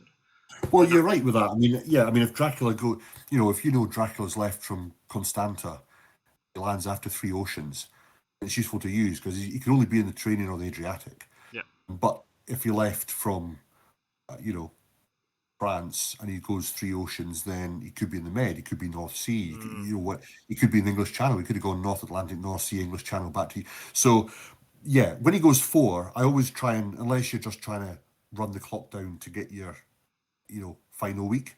Yeah. If he goes past 3, so yeah, let's just say 3 is the optimum you want to search. If he goes 4, then right, well, he's going to be in one of 2 areas. Yeah. So yeah, I mean, again, it's to me, it's relatively high up. It wouldn't. It's a useful card as much as search cards go. I think it's useful, but your newspapers and your hired scouts will be more useful because typically Drax's going to spend more time on land than he will at sea. Especially if Rufus is in play as well. Yeah, of course. Yeah, but then there'll be games where Rufus isn't. I've actually, at least in my games, I mean, again, recency bias. Rufus has actually been pretty shy in my league games. Has been pretty shy. It's just funny every time versus you, Rufus appears. But yeah, my league games, Rufus has been shy. So I've had to use Money Trail a couple of times, and it has. Yeah, I mean, I'll talk about it when I get to mine. But yeah, I mean, I see your arguments for certain things. The other thing as well is if you got Money Trail, but if Mina's sitting on hypnosis, then Money Trails are nice to have, but it doesn't really matter because when you land, you're effectively doing the same move as you would. So that's why I put that there. And then Mystic Research, I think, is the only other different one to you, isn't it? Yes. Again, it's a nice to have. You've got to play it. You can hold on to it when you want to do it. I've seen sometimes where there's an argument that you hang on to it, but then if a hoax is played, you use it and then you might lose getting cut. To me, you want to use it to get the hunter cards. You don't want to use it to burn Dracula cards. That's how I see it. Yeah. Especially when agreed. If you're playing a hunter game where you don't supply at night, typically, well, don't hold on to it until hoax has been done and then burn 6 cards off the bottom, because how often are you going to trade at night, supply at night anyway? If you trade and you get, you burn 4 Dracula cards, I'd rather see burn 1 Dracula card and get 5 hunter cards. That's because then it frees up the night action where absolutely you can find the cards you want in double the time. I wouldn't hang on to it after that. So yeah, it's there. And again, it's a decent one to have, but we've seen, wax cylinders kind of, and there's 2 others that I value a bit higher than this. Is just a nice, and you've got to use it because Van Helsing doesn't want to hang on to it and have blocked 3 of his slots with Mystic Research, and you're sitting there thinking you're trying to find CG or papers, and you've got this sitting in your hand. Just play it. Yeah, I agree. So yeah, and I think that was I think the sense emergency. Oh yeah, so sense emergency. Why have you got it in that one? Oh, because I put it alongside Chartered Carriage and Excellent Weather, like the advanced movement. You were saying like all the travel, right? Yeah. Yeah, any sort of. I didn't know how to separate them. Like, I see situations where Chartered Carriage would be better, combining with renewed vigor and fast horses. But then I could also see situations sense of emergency would be better because you're moving 3 roads, which in some parts of the map is far more valuable than Chartered Carriage. I won a game the other night where sense of emergency was the exact card I needed, and I had it on the right person at the right time. So I couldn't separate them. Some games one would be more valuable, some games another one's more valuable. I just threw them all in one go. I agree. I think the only thing about it is obviously the damage that the hunter takes. You have to be aware of. Yeah, a lot depends on which hunter it is. I think that's a big thing. If it's the health they have, if they've got 5 health and you use that and they're down to 2 and you jump on, want to do that? Not really. Yeah, I mean a lot also depends. Like I had it in my map. I mean again, it's all contextual. Depends on what. But I had it where I had 2 hunters with sense of emergency, but one of them was Seward, so Seward can heal more, so is that health so much of a big deal? I had great strength, so I was like, I don't mind if I lose 2 health here.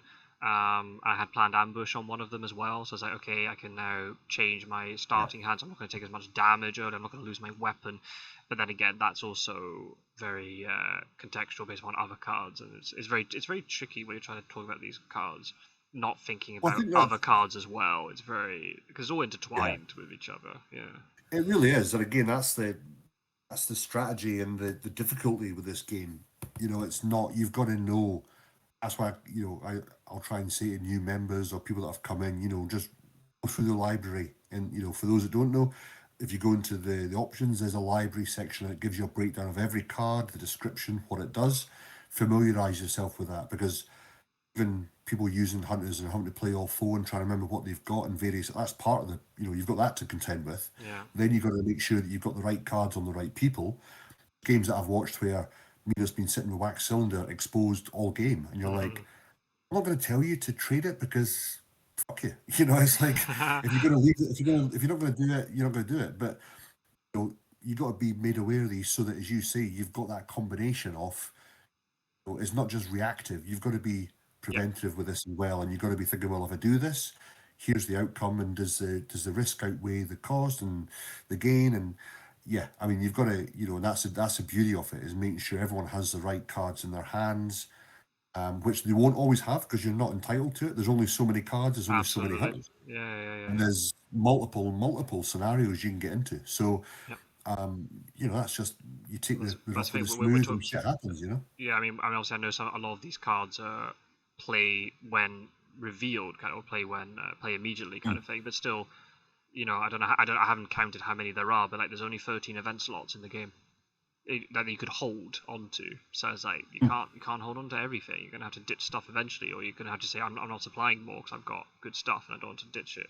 I think a lot of it too is like, yeah, I've seen it where hunters sense of emergency because like, oh, this is a good move, and then they've taken 2 damage and they jump into Drac, and then Drac just kills them thanks to that 2 damage that they've taken. It's just that's the difference. But then at the same time, as you get better and better at this game, I don't know how much. I was thinking about this the other night when I was playing some games, like how much of it is actually me thinking about what I'm doing, and how much of it is just instinct at this point. I don't know, and I don't want to. I don't know what the answer is. I'm actually thinking about what I'm doing. I knew I had great strength. I knew I had forewarned. I knew I had sense of emergency. So this is a good play, or was it just like just instinct? I have to go and catch Drac. I don't know. I'm not sure. It's interesting. You've raised that before. I think with games. I think it was when you came off your. I mean, you know, you really spoke about it, but about every fucking game. When you went on your big run, you know, your winning streak, and it was all like, not the tournament. I'm talking, you know, when you were playing. Yep. And then I think one of your videos you said, for whatever reason, you started thinking about what you were doing. You started to get, oh, hang on a minute, and then you were.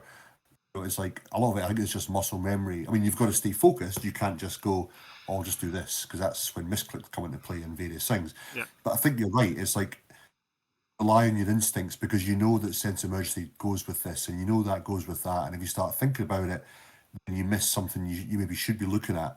And then I think you kind of change, and for whatever reason got over that, and you went back to your muscle memory, you know, and you started just winning the games again, because there's so many. I mean, that's you and I talking, and a lot of the players that have played this for years, and we know the cards. Anyone coming new in, it can be overwhelming. You just get these cards, you just, you know, hang on, let me just read this. And that's why I always say to them, look, get yourself familiar with the cards before you go into a game, because one, you don't really want to be going into a game where you're, you know, it's dragging on for 3 hours because you really haven't taken the time to read the cards yourself. But also, just so you can plan your strategy ahead. Yes, you've got to wait for Drac, but there's things you can be doing in the background that when you find Drac, right, job done. You know, and as you say, you're not going to be able to hold every card you want. Sometimes you've got to burn cards, sometimes you've got to burn Heavenly Hosts. But I think the way that, especially now, the way the hunters play, they supply so much and move so little that you can burn through your items deck and get your Heavenly Hosts back really anyway. Yeah. So it's you want them in the final week, you know? Yeah, absolutely. And it's the events are the key thing. The items, like that deck's going to replenish. You're going to get through that. So if you have to ditch something really good, like if you have to ditch a Heavenly Host or ditch a knife, okay, big deal. You'll get it back again probably.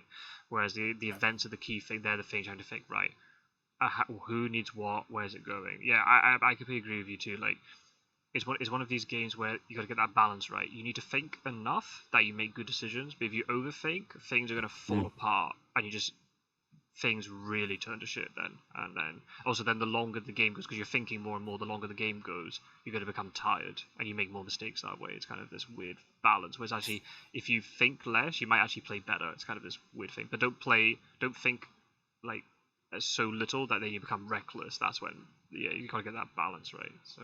Oh yeah, and if you start dragging on too long, I'll start trolling you. So. Oh, you don't want that, people. You don't want that, people. Right. Right. Okay. So, yeah, bar that. So, yeah, we'll discuss more with Money and Mystic, which you obviously got higher up. But again, that's another one where we've got 3 that we've matched. So, yeah, and we can see arguments for why. You know, I can see why you put them where you did and so on. So it's not like we're not falling out over it. Our friendship is still intact, so that's the main thing. Friendship? Who's got a friendship? Oh, sorry. Oh, jeez. You're right. Absolutely. Sorry. Awkward. I thought the mic was off. Awkward. Right. Okay. A tier. So you have not dragging things out too late. A tier. Exactly. Right. So I've got Behind the Veil. I've got Hypnosis, Lucy's Revenge, Mystic Research, Newspaper Reports, and Rufus Smith. So I've got 3 of the unique cards in here. Well, Behind the Veil, we kind of talked about a little bit earlier. I just like having that information, even if you don't burn a fog.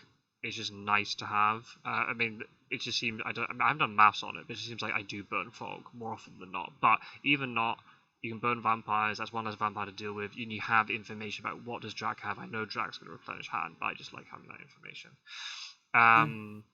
I've put Hypnosis here because I think it's my issue with it is when to play it, and I think still in my head I haven't quite figured out when is the best time to play this card. I feel instinctively it's better to play late. I don't like playing it early. If you are in a situation where you haven't found Drac with Newspaper Reports or whatever first week, there seems to be like this. There are certain players, it's not criticizing, I'm just saying there are some players who are very much like, I've got Hypnosis, let's go, let's play Hypnosis. But I don't know, I just prefer using it later if Drac's Wolf-formed or if Drac's gone to sea and I don't have anything else to find. That's just me. I think the awkward thing, I don't put it in S tier because it's still with Mina, so like Mina moves last, so unless you have Speedy Telegraph, you're having to wait for you have to waste all your Hunter day actions and then Mina plays Hypnosis, and you have to wait until the next day before you can actually act on that information. It's a bit unless you have Speedy Telegraph, it's a bit awkward.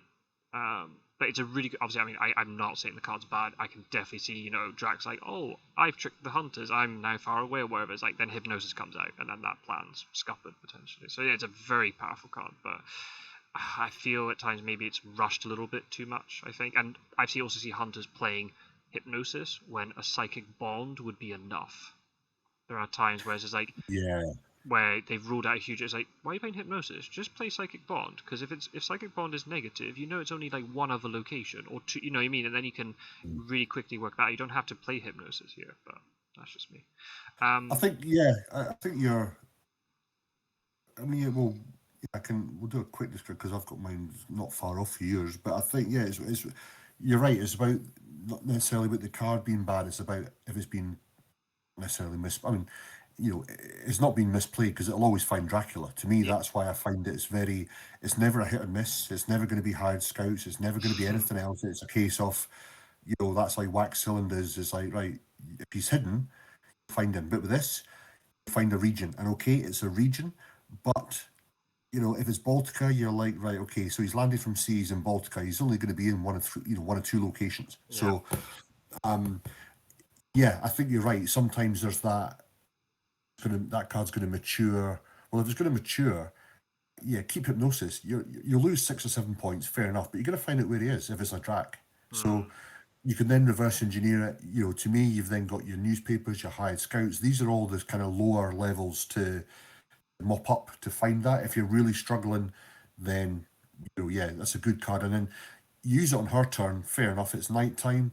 Then she's delayed at night, which again, not much happens after that. But the next day, 4 ready to go. Even if he's moved, it's a case of, well, you get it. Again, it's about if he's wolfed or not. But it gives you an idea where to start heading towards and closing off. So I can see why you've got it there. I think it's a good card. It's interesting that you've got 2 of the ally cards in the same tier. 3 actually. 3 actually. Sorry, it's my side. Jesus, yeah. Yeah, I think also too, like, it's one of these things too where with Behind the Veil, you play Behind the Veil, and then Dracula, assuming the situation permits it, Dracula then just dark calls, and you've lost that information. Same with Hypnosis. You play Hypnosis, and Drac's like, okay, it depends on the situation, obviously, but if Drac's like, okay, I'm in a good position, I'll just wolf form now, and then you've lost that really powerful card, and then now Drac, you don't know where Drac is. You're gonna take ages trying to find it with psychic scans or whatever. So I think it's again maybe it's not the card, maybe it's just how it's used potentially. But Lucy's Revenge, okay, maybe I put it a bit too high. Maybe B tier might be better. I feel like the cancel is really nice early. If you can get, I mean, again, it's all contextual. We get this card early. Maybe I've had a bit of bias where I have actually got this card early quite a lot of the time. You can, if I just jump onto Dracula with Godalming, because I do play very aggressive with Godalming, and it's like, oh, Jack wants to escape his bat. No, I'll just escape and I'll cancel your escape as bat, and then that solves that problem. Yeah, it's not as good as something like a Great Strength, because obviously it's only... I think the digital version implements this incorrectly. Maybe when some of you are watching this video, maybe it's been changed. But the way Lucy's Revenge currently works is he can cancel the bite or the death of any hunter in the combat, and I don't think that's correct. The way the card is written, it should be only Godalming. So it's like it's like a poor version of Great Strength. I like it, the fact you can cancel Escape as Bat or Escape as... especially Escape as Bat. That's the Escape as Mist, who cares? Escape as Bat, this is really late. Having it early, you can just charge in a bit with Godalming and be a little bit more reckless, and you're like, well, I've got this card that can cancel. But again, it all depends if it comes up or whatever. If I don't, I do play a little bit more than cautious with Godalming. But I see your arguments too on it. I do see it. Yeah, no, again, I can see, I mean, you know, if you've got Godalming tooled up, as you say, he's a tank with the health, you know, so you can afford to throw him in there. You play that down. If you've got 3 weapons, you know, a knife, a heavenly host, and a rifle, whatever, then you can do a hell of a lot of damage, because even if Lucy's Revenge is burnt off by trying to escape his bat, you've still got 2 weapons to escape, you know. So yeah, you don't want Drac escaping, but if you go in with, again, you find him by accident, yes, then you're gonna have to use it regardless. But if you've got fast horses, a stake, and a rifle, you know, Drac's just going to sit there and go, right, well, I'm just going to play about you until that, you know, I don't need to escape. I'm going to, again, depending on health, let's assume that Drac's on full health and blah, blah. But if that's all you've got, then, you know, a couple of strengths, especially if it's night, a couple of strengths, a couple of, you know, mesmerize and various others, you're not even touching any of those cards, and that's it burnt, you know. So, yeah, I mean, it comes down to what's in there. Yeah, I can see your point on that, but again, for me, it was like, well, to me, I think it's kind of the weakest. I mean, if you land on Drac and he's got 2 health and it's you and 2 other hunters, fuck yeah, play it all day long, mate. But yeah, you know, maybe that's my problem. Maybe my opinion has been skewed, because I do play the card a lot, but maybe it hasn't actually been useful. Maybe because it always appears like, oh, I play Lucy's Revenge. There we go. But maybe I haven't actually used it to its full effect. So maybe if I was rewriting this after our discussion, I would maybe switch Lucy's Revenge and Planned Ambush around. I'd put Planned Ambush up here, because it obviously can work on any hunter. It's very useful. And then maybe put Lucy's Revenge down to B tier. That'd probably be the change I'd make, I think. Yeah. Mystic Research, I put a little bit higher. I did actually have it in S tier, but then I saw my senses and I took it down a bit. I was comparing it to like the Drac card, Emmanuel, because obviously we had a game where someone got Emmanuel and they got rid of, I think it was a league game with you, got rid of 2 Forewarns and all that stuff. Emmanuel's good because you can reveal hunter card or hunter event cards that have been discarded, but the hunters are never going to get those cards back. Whereas with Mystic Research, okay, you've discarded, I don't know, 4 Dracula cards. And normally, based upon probability, it should be 2, but it all depends on the deck and whatever. You've discarded, I don't know, Unearthly Swiftlers, but Drac could actually get that card back because of hoax and whatever. So it's like Drac has the opportunity to get it back, whereas if it's Emmanuel, then hunters are never getting those event cards back. A lot depends on what you actually get from the Mystic Research. You could get, like, you know, imagine if you Night Supply and you get Consecrated Ground or whatever, you're like, oh, this is really, really good. But then in other games, you might get, like, double blood transfusion, and you're like, what's the point? Why? Like, why has this happened, right? I just think, though, even... Okay, I know we're doing it from event cards. Event cards are really powerful, but still the fact that I do like having Mystic Research. I mean, early it's good because you can supply quicker and you can get tooled up to go and get Drac. But then, if there's situations where hunters have run into encounters, have had to burn weapons, they can then move in the day, and assuming they're in a big city, then they can supply at night. So it's the fact that they can supply to get items, and they know for a fact there's no risk of a Dracula card being pulled here. So they're not having to sit, oh wait, what do I prioritize? Do I move or supply during the day? No. You move during the day, and you supply at night, okay? And then the event is kind of like an extra bonus thing that comes along after and say, here we go, here's a nice event for you to use. Or it's blood transfusion, and then you're like, okay, don't give a shit. So it gives you that option then. And you can still chase and you can supply. And I think that's the nice bit about it. It offers that flexibility. Are you doing it to get events or are you doing it to get items? It gives you that sort of safety to do so. But It all That's depends. a good point. It all depends on what you get. No, it's a good point. I hadn't thought of the implement it. You're right. Yeah, I hadn't thought about it. Yeah, you can.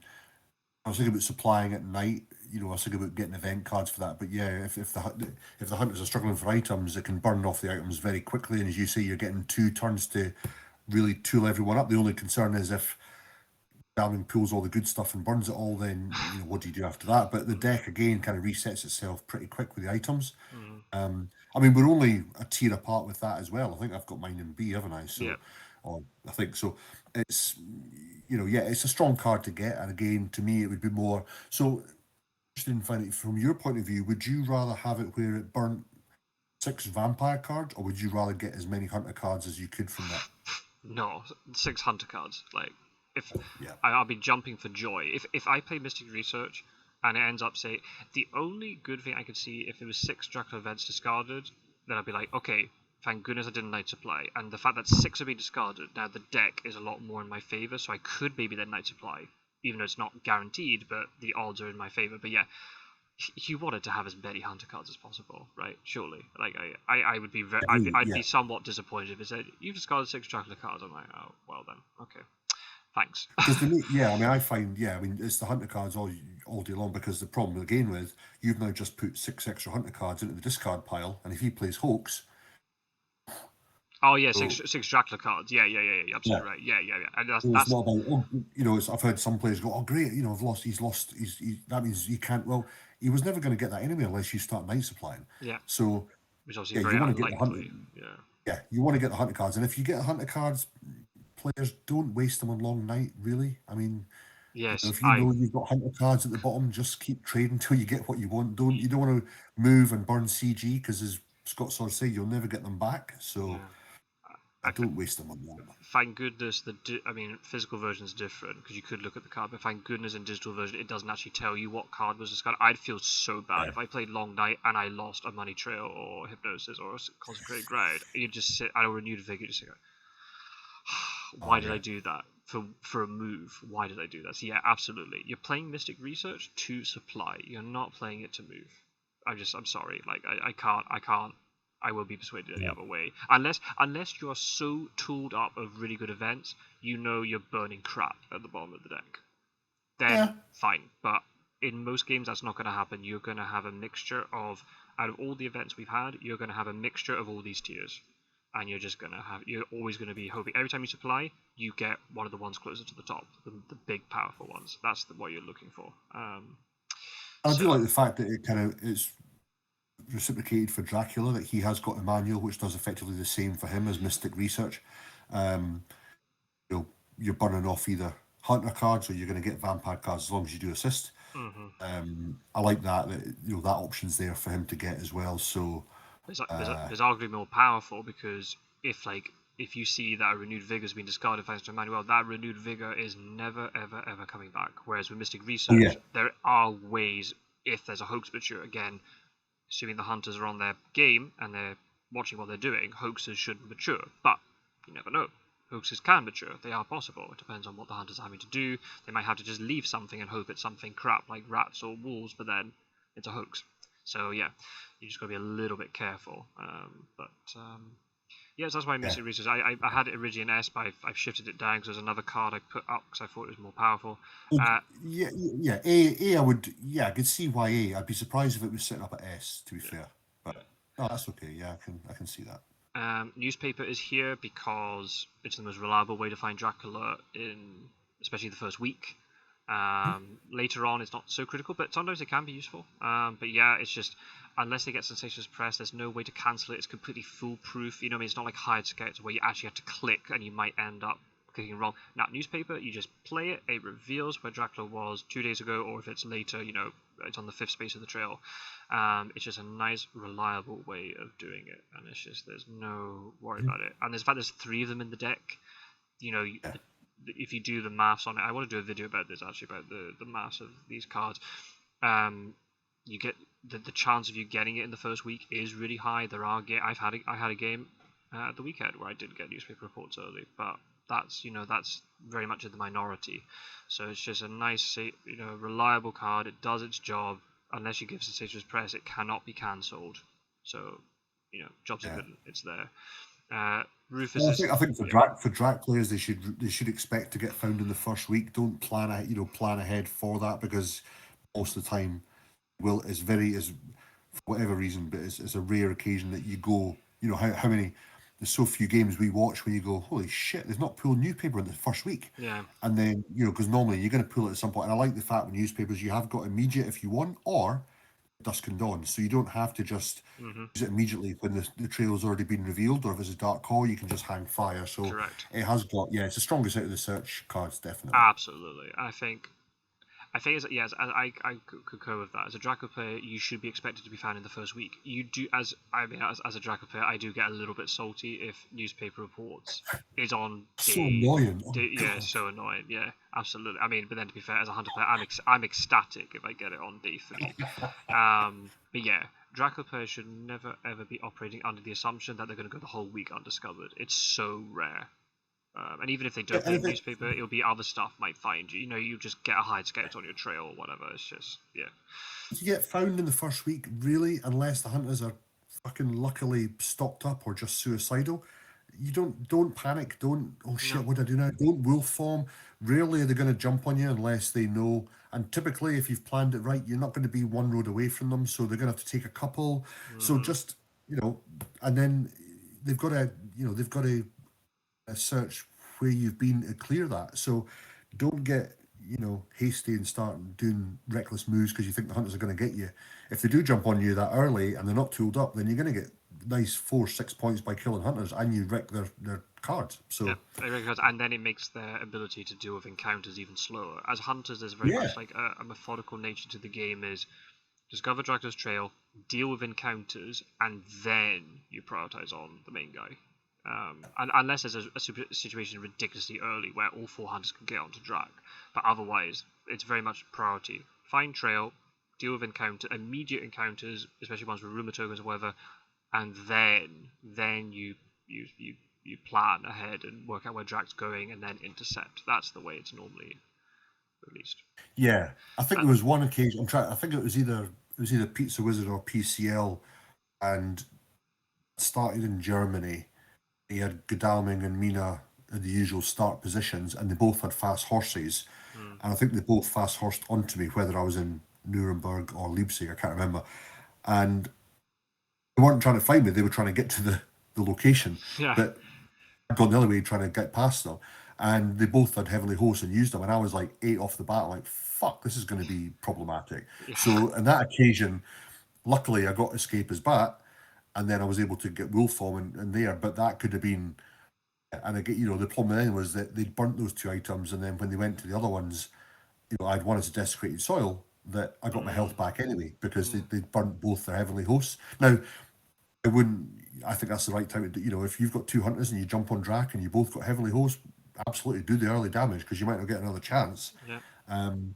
But yeah, it meant that obviously that then matured and various others. But normally, yeah, don't panic. Assume to get found in the first week, so plan your strategy accordingly to do that. Absolutely.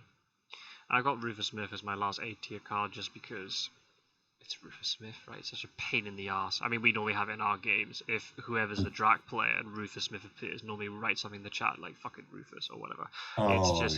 It limits your ability. I mean, I know Drac at times doesn't want to go to sea anyway. You want to maximize land moves, but if you know Rufus Smith is in play, you're like, oh shit, right? Okay, basically my sea movement has basically been halved now because of this card. I mean, I know the initial move in the sea is 2 anyway.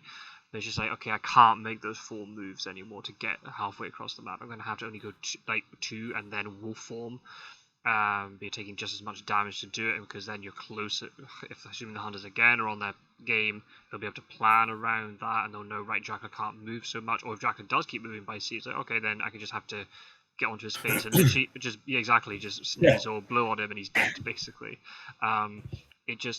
It really accelerates the game. I think again it depends on when it's pulled, obviously, and if hunters can force Dracula to the port in the first place and force them to sea. If Dracula always feels like they're safe on land, then it's not going to do anything. But it just really, I feel like it accelerates the game in the hunter's advantage. It really makes Dracula's job more difficult. There are ways around it. In fact, only the Dracula only has one feed yet. They have Consecrated Soil, but you have to wait for that a long time to mature. If there's one Heavenly Host, it disappears and all that stuff. It does create a lot of problems for Dracula. And you'd always use it as the ally effect. just like, unless you got to go into combat. It's the final combat. You get Aggie back in or something. Just have Rubersmith as ally. Don't even bother searching. Just make it ally, I'd say. Oh, yeah. I agree. Yeah, he's a pain in the ass, but he's a great hunter ally. Oh yeah, absolutely. So we go through yours. A few bits Yeah, and again, pieces. Some same things, some things a little bit different. So Forewarned. It was a good card to have. It's again, arguably it's only used when Fog's played. And we're one tier off the top, so I find it's a very strong card. Mm-hmm. As long as Drac ambushes you with it, that's the only concern I have with that. It's like, okay, well, if you're playing a good Drac and you land on a port, in fact, anywhere you land on it, you think, right, well, unless Dracula ambushes you, you search at night, it doesn't have any power at all. So that was my only kind of why it's not in the top tier, because it has got that, you've got to rely on a Drac not really either not thinking about it or hoping you don't have one. Yeah. If you play it and you're Godalming and you burn it and then 3 other hunters jump on, then it's fucking good night, see you later. So yeah, a good card. That's the one you were talking about when I was playing Pirate Joe and he got Emmanuel Hildesheim and he burnt both my Forewarned. As soon as I saw that in commentary, I was like, oh my days, like Drac now could just put down Fog and have no issues, and you could just hold on to Fog as long as you want, and you could just play it in a critical moment, and hunters cannot counter it, and you could trap all the hunters. That's the thing. If you think all the hunters, I mean, luckily he threw one down in London, and then I think he may have already played that before. I can't remember the movements of it. I don't know if he got that after he'd played London. Don't remember. I would like to think he had, but yeah, I mean that meant that it was only Van Helsing, which again, you can have him sit and trade. So yeah. But 4-1 is a very good card, very good. Hired Scouts I've got there because, again, talking about doing I've kind of gone a couple with them in newspaper reports and a tier above yours, but the search element, you can have all the great cards in the world, but if you don't find them, what the fuck you gonna do? Yeah. It's like a fart in a hurricane. So, and I like Hired Scouts because you're in control of it, so you can work out, you can very quickly eradicate areas. I think sometimes I'll see hunters play, Sophia and Clermont-Ferrand. It's like, to me, I think it's try and eradicate an area as much as you can. Don't do one in one country and one in the other. Try and do two, and then you can rule that out. Obviously, if you're 3 cards in, you can just check one of Galway or Dublin. Don't check them both. But again, that's just understanding the game of that. But yeah, I always like to either try and, you'll see experienced hunter players usually do Athens or Sofia and Valona, or two adjacent. Or now, since your video came out, checking the Amsterdam and the Barry is always a good one. I was going to say that's probably the one exception, is if you're checking 2 extremity locations. If right, if I get fast forwards with these people, these are the locations that cause me the most trouble. Absolutely. If that would be a case where maybe you might pick 2 different ones. But yeah, I think ideally, ruling off regions would be better. It just depends on the situation. Also, I do think though with Hired Scouts, hunter players had to be a little bit careful. I was watching again. I can't remember which game it was. I can't remember what. I think it was a league game. Hired Scouts was put on Valona. Oh, I can't remember. It was like Valona or Athens, but Drac was in the other one because they hadn't moved and misdirected yet and whatever. So you do have to think a little bit if you're picking like extremities. You're having to think quite carefully, right? It depends on when you get it, obviously. If it's later on in the first week or whatever, then it doesn't matter. But if you get them really early, think right. If Drac's going to the extremities, where they're going to go from? You don't pick the extremity location. You pick the one adjacent. Like I'll pick, if it's day 1, I'll pick Brussels or Cologne or Naples or Rome, because then it's going to Bari rather than actually Bari itself, because Drac won't start there. And I say that Dracula will never start in Bari or Amsterdam now, but you know what I mean. It's just, but yeah, I agree. Yeah. And I think with that as well, it kind of is another reason why I put Money Tree on the tier below, because if he has gone to sea and he lands and doesn't wolf form, you can very quickly work out where he's landed by using the hired scouts and just doing port checks. So I would say though the flip side, I mean the counter argument would be, I totally agree with you, but the issue is money trail, you have it in the bank and you know you can play it, whereas hide scouts is just pot luck. If you've lost 3 hide scouts really early, you might not get those hide scouts out. You're very unlikely to. So it's kind of that you're playing with the probabilities again. But yeah, I agree. If you get hide scouts after Dracula's wolf formed or has gone to a port, or has left sea but has not wolf formed from the port, and you get a hide scout, you're just rubbing your hands in glee, like, right, okay, now I can actually start. I can find out a lot of information very quickly. But then if they appear at the wrong time, it could be useless. That's why I put it a little bit lower. It's a little bit of unpredictable. Whereas newspaper is just, it's reliable every time. It's not gonna fail you, I don't think. I guess so as well. Like you said, if you pull, I suppose it's right with newspaper reports, because you can still use the 5th and 6th. So if you miss the immediate, you still got the use. I just like it because again, it's kind of, it's not just an arbitrary, here's a search. It's a case of using what I know about where that might be, and kind of you've got that flexibility to get 2 choices rather than we're talking about the Jonathan Harker thing. I've got 2 options to find where he could be. So again, it's just, I think it's probably, as you say, it's probably, I've been quite lucky. Well, I've been quite good at using them to find people. I like how you changed that. You've changed it from luck to skill. Totally. Yeah. Fuck it. No one else is going to blow my trumpet.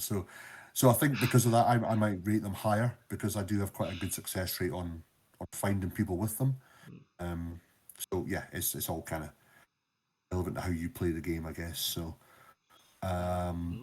newspaper reports, we both got that. We spoke about it. Rufus, we know what Rufus does.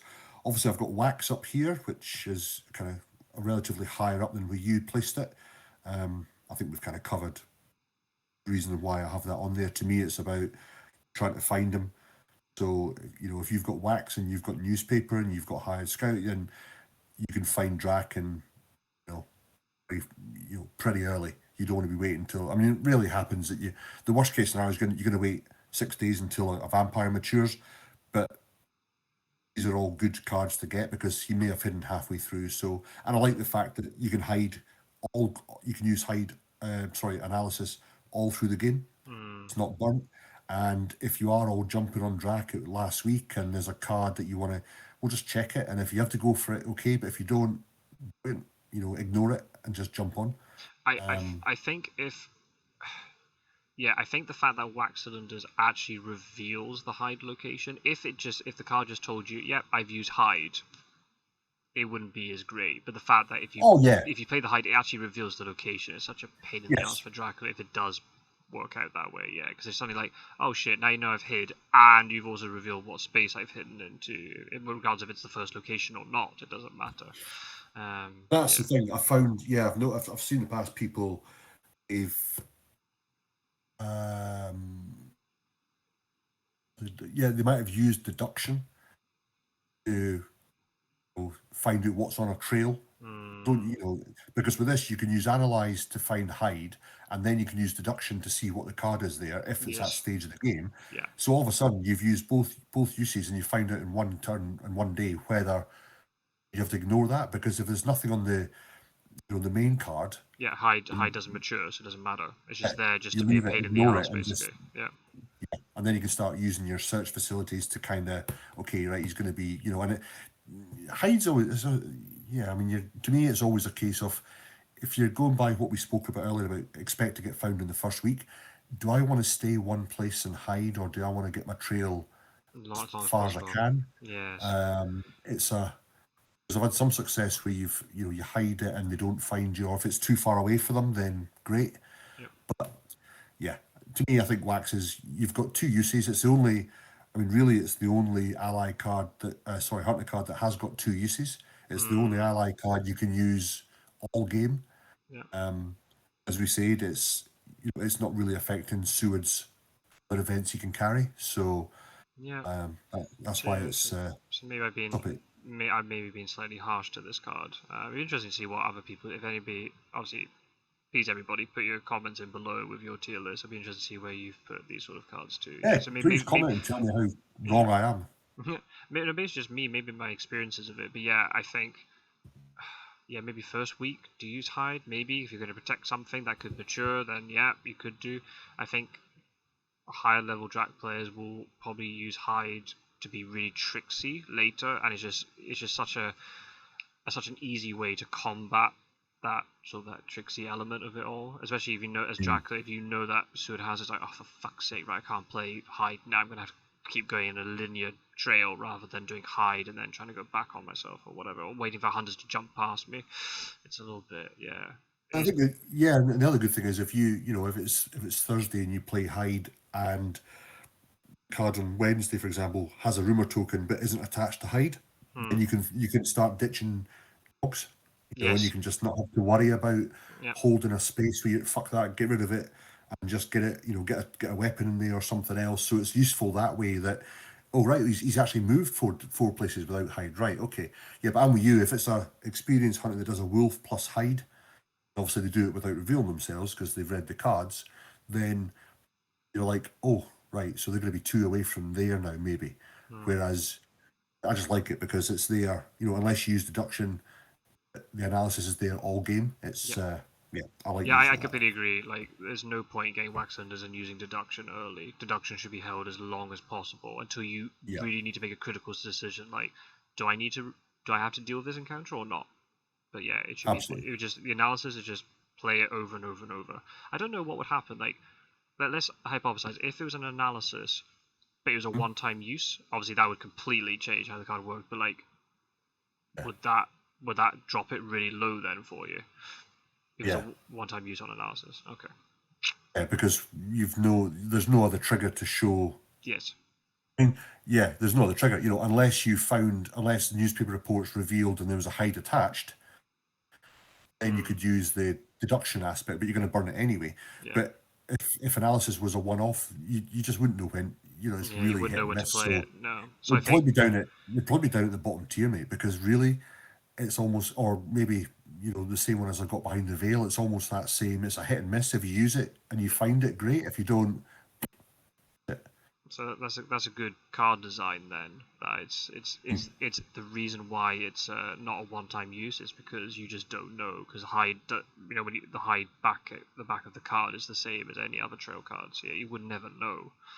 So unless you got really good telepathy or something, you wouldn't know when it's been played. So yeah, it's there for a reason, I think. So yeah, so maybe I've maybe been a little bit too harsh to this card, but yeah, maybe it's just experience of it. I haven't seen it as much, but yeah.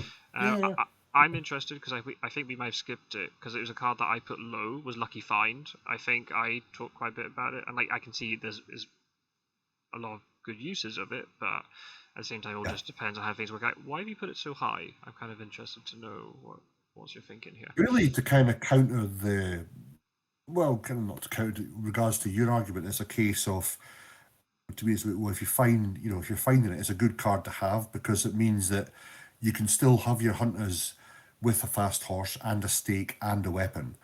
If you do jump on Drac, like we were speaking about earlier, that's all you have. Then if you've got Lucky Find, you can say, right, okay, well, look, use it.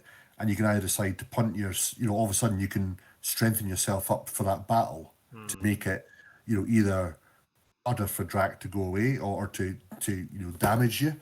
Um, we've already discussed it a few times that the item cards for hunters gets regenerated very quickly. So if you have to punt off a fast horse, but you've got a knife and a heavenly host, and you pick up something else, then you're a strong fighter for that ambush, if you like. I just think it's a good card there because typically hunters will have, depending on their gameplay and how they want to do it, three of the hunters will typically hold on to fast horses. Yeah. Three of them will typically hold on to a stake if it's early game or whatever, And there's also and then it three only heavily gives them a hosts as well. conventional weapon. Hmm. Yeah. Well, Yeah. yeah, so all of a sudden, it's a case of, like, okay, all Dracula's got to face with is one item. Whereas Lucky Find, and what I like about it is that Dracula doesn't know what you've drawn either, so it's not like Yes. it's revealed and then you choose which one, like some of the others. It's completely hidden, so you could just bluff it or whatever. But Yeah. I think it's a strong card, and especially when, again, you can make a choice from five. It's not just next card off the top. You Yes. can choose. Yes. like that, because again, like the higher scouts, it's back into your decision to decide what you want to do rather than just being an arbitrary movement and you've got to hope it falls in. You're kind of reducing the luck element because like, you're choosing the luck on what the card's going to be, but you then have that decision to choose which one from it to match your strategy. So that's why I like it. If it is an early find, it's a good card to have because typically, like we said, hunters aren't going to be fully tooled up by then. Yeah, and that's interesting. I think I've been trying to view a lot of these cards through the lens of playing fast horses, but for some reason, for Lucky Find, I didn't. I think it's just the awkwardness of it because you don't know who's going to run into drag. You don't know what encounters, like what is the order of the encounters. So you don't know who's gonna lose weapons, who's gonna lose this, who's gonna lose that. So just The thing is, if you land on him with Seward, for example, you're fully tooled up. You just don't use it. That's the good thing about it. It's not like an immediate, yeah, like Lucy's Revenge. I better use it, like you said, because I'm playing Godalmings in a battle. yeah, If you don't have it, and you're fully tooled, keep it, and then Van Helsing can take it off and put it on somebody else, and you've got that option there, so you don't have to use it. It's just a nice, if, for example, Mina's already revealed, which she has to, 2 of her cards, then you're taking one of them out of the way and replacing it, and all of a sudden Dracula's like, oh shit, what if she's just pulled the Heavenly Hosts? yeah. And Sister Aggie's an ally. Oh, right, okay, all of a sudden, Mina can do 8 damage, and if she dies after, you've done 8 damage to Drac. Yeah.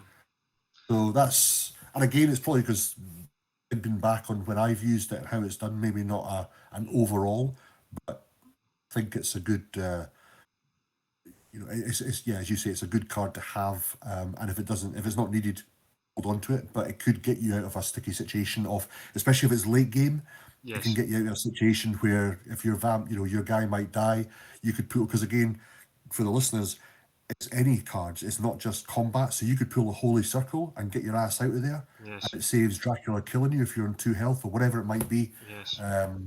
So yeah, it's very versatile. And again, you rely on the cards you draw, but gives you a hell of a better chance if you've jumped on Drac inadvertently. Because I've seen a few games where a hunter moves and they go, "Oh shit, I didn't mean to find you." And you're like, right, okay, well, Wait, what are you going to do now? Find you now. Yeah. You found me now. But if you've got if you've got it there, then, and again, if it's somebody else and you've got Helsing to go and he's got it, you just trade it onto them. Yes, that's also true. So yeah, that's my reasoning, Your Honor. And I think I said it earlier. It's like the ability to, if you're running it around with no stake because you haven't been able to get stakes out or whatever, and you run into a vampire, it's like, oh well, I'll just try and dig for a stake now then. Why not? And then just make this a lot easier. So yeah. So again, that's okay. Yeah. So that's maybe another card. Like Wax Cylinders may have underrated it slightly. Especially, yeah, that's really weird. The fact I view the lenses through hunters have fast horses. I thought I would have valued that a bit more. Interesting. Okay. I think this is the problem with this. I think a lot of these cards were then being shoved probably in B tier. And there's then because we've limited how many cards we can have in each tier, we end up having to make these sort of awkward decisions. So yeah, I did like. I mean, I'll be honest with you. I thought it was good. I mean, when you first said it's going to be 6 per tier, I thought, oh, right, okay, this could be a bit problematic. But really, I mean, when I messaged you to say I'm going to start it, and I told you I'd finished, yeah, I think it was 20 minutes or so, because it was like, right, I know what's going in the bottom tier, and it might be a day because I've just played so much this game that I just know the cards and how I like to use them myself. And I think you're right, it's probably in I think every hunter would have different views on it depending how they play their hunters. Yeah. I mean, bar a couple, there's some, the cards that are in the top level deservedly are there, and you wouldn't remove them or debate them all day long. But the rest of them just comes down to whether hunters want to, do you want to jump in? They might go, well, yeah, I'll jump in and I could do some damage and escape. I don't need Lucky Find, or I never use Wax Cylinders, or some hunters don't care about horses. I know it's a big thing, but sometimes I'm kind of like, it's a space that I can't do any damage, and if you've got a stake, it's like, right, okay, and I said that when I did my fast horses guide video. That is a disadvantage of fast horses. You can't hide it. You can't smoke screen it. You have more movement, but you're sacrificing an item space. And if a card like Lucky Find, if there's a person who doesn't subscribe to that line of thinking and they just go in with full weapons, well then Lucky Find is not so powerful then. So then it would be probably for their view it'd be dropped down. That's kind of weird why I put it so low when it should actually be higher then for me. But, it's a huge disadvantage of fast horses. You're giving up a combat space, but then the advantage is then hopefully you're going to have more hunters being able to jump onto track space. You're getting into like not a 1v1 where one hunter's really tooled up, but you're getting like 3 hunters, and yeah, maybe they've only got 1 or 2 combat items each, but there's more of them. Can be enough the way. Yeah, it can Well, be enough. I think I think fast horses is. I mean, basically, Seward is probably the best kitted out guy here. Healed twice at night, and he's got the most slots. Oh yeah. So you throw a fast horse at him, and he's still got 3 weapons. He's just ridiculous. He's really, bar not having 2 extra health, he'd be the complete OP gangster, Dr. Seward. Yeah, absolutely. But I think you're right. Yeah, with that, it's just a case of the fast horses. Yeah, I mean, it's like whatever you have in your hand, you're having to sacrifice something to have that in your hand. Absolutely. So you've got to play the game and not the occasion, and you've got to try and think ahead and go, well, if I do this, and the fast horses are great, but you get a white yellow. Jesus Christ, I'm like you in your video. You get a white one, and or you draw a spy, and you're sitting there with a hoax and a steak and a garlic and fast horses. Yeah. Then you've lost your tickets, and your white one's gone, and your economy's all screwed. Yep. Yeah, I mean that's the thing. The horse economy is like how much. I mean, the good thing is at night time, typically you're doing nothing else but searching for tickets to get the horse economy. Yeah. And that you're gonna. I think it was a game you and I played as tag teams where we're like, fucking hell, where's the other last 2? The last 2 fast horses are going to be the last 2 cards in the deck. Yeah. But we made sure the horse economy was set up all game. So then all of a sudden, you're restricted where you can travel by rail. Or do you decide, do I burn a white one now and hope to get it back? Maybe I can see that. That's what you're looking for. So yeah. I think this is another video I want to do at some point. I want to talk about like the multiple facets of the game, and I think it's something that hasn't been mentioned much. I mean, we've talked about it, but like in other guides and things about I'm going to call it resource management because I can't think of what other term to call it. It's quite a sort of a gamer type of term, but you can't hold everything. You're going to have to, as you said, you're sacrificing one thing for something else. I had a conversation with one of the other players in the league saying, because they end up ditching a stake against me and stuff, and they're like, oh, I don't like stakes. I'm like, okay, that's fine. If you don't like stakes, that's cool. Then you got extra space for weapons. But then if you come across a vampire, you're going to have to deal with it the old-fashioned way. Actually fight it. And then you might end up losing weapons, or you take a lot of damage. Then you're going to lose lots of turns healing and all that stuff. And it's like, you can't do everything. You're going to have to... so it's intricate. It is. I mean, that's what you've got to do. You're just planning. It's like you and I were saying just earlier, but very quickly off the. We've got our fantasy football league, but you can only have so many players playing. Yeah, you can't have them all. It's about picking and choosing the right ones. You can't go. Everyone's going to be jumping on Foden and Trossard, and you can't have everyone. So you've just got to have it and plan ahead and kind of go right. Well, you know what? You jump on Drac and you haven't got this card. You go, oh shit. Well, you've made that choice. It means that you'd like to think that the choice you've made is whatever you've sacrificed, you've replaced with something stronger. That's the only downside, is if you've lost something, you threw away a steak and you end up getting dogs. Well, fucking, why would you bother? It's about making sure that you are doing the sacrifice, but you're getting something that's going to benefit you. Again, and it's all contextual where you are in the game. Absolutely. Have you found Jack? What's his health like? What part of the week is it? Then you can decide when you want them back. And again, always keep checking the discard pile, because if Drax used up all his vamps in the first week, you don't need stakes anymore. Stakes. Yeah. I mean, you can just delay for a hoax or whatever, so you can punt them, and all of a sudden you've got 2 weapons in your hands. Absolutely. Yeah. Absolutely. I agree. Horses and courses.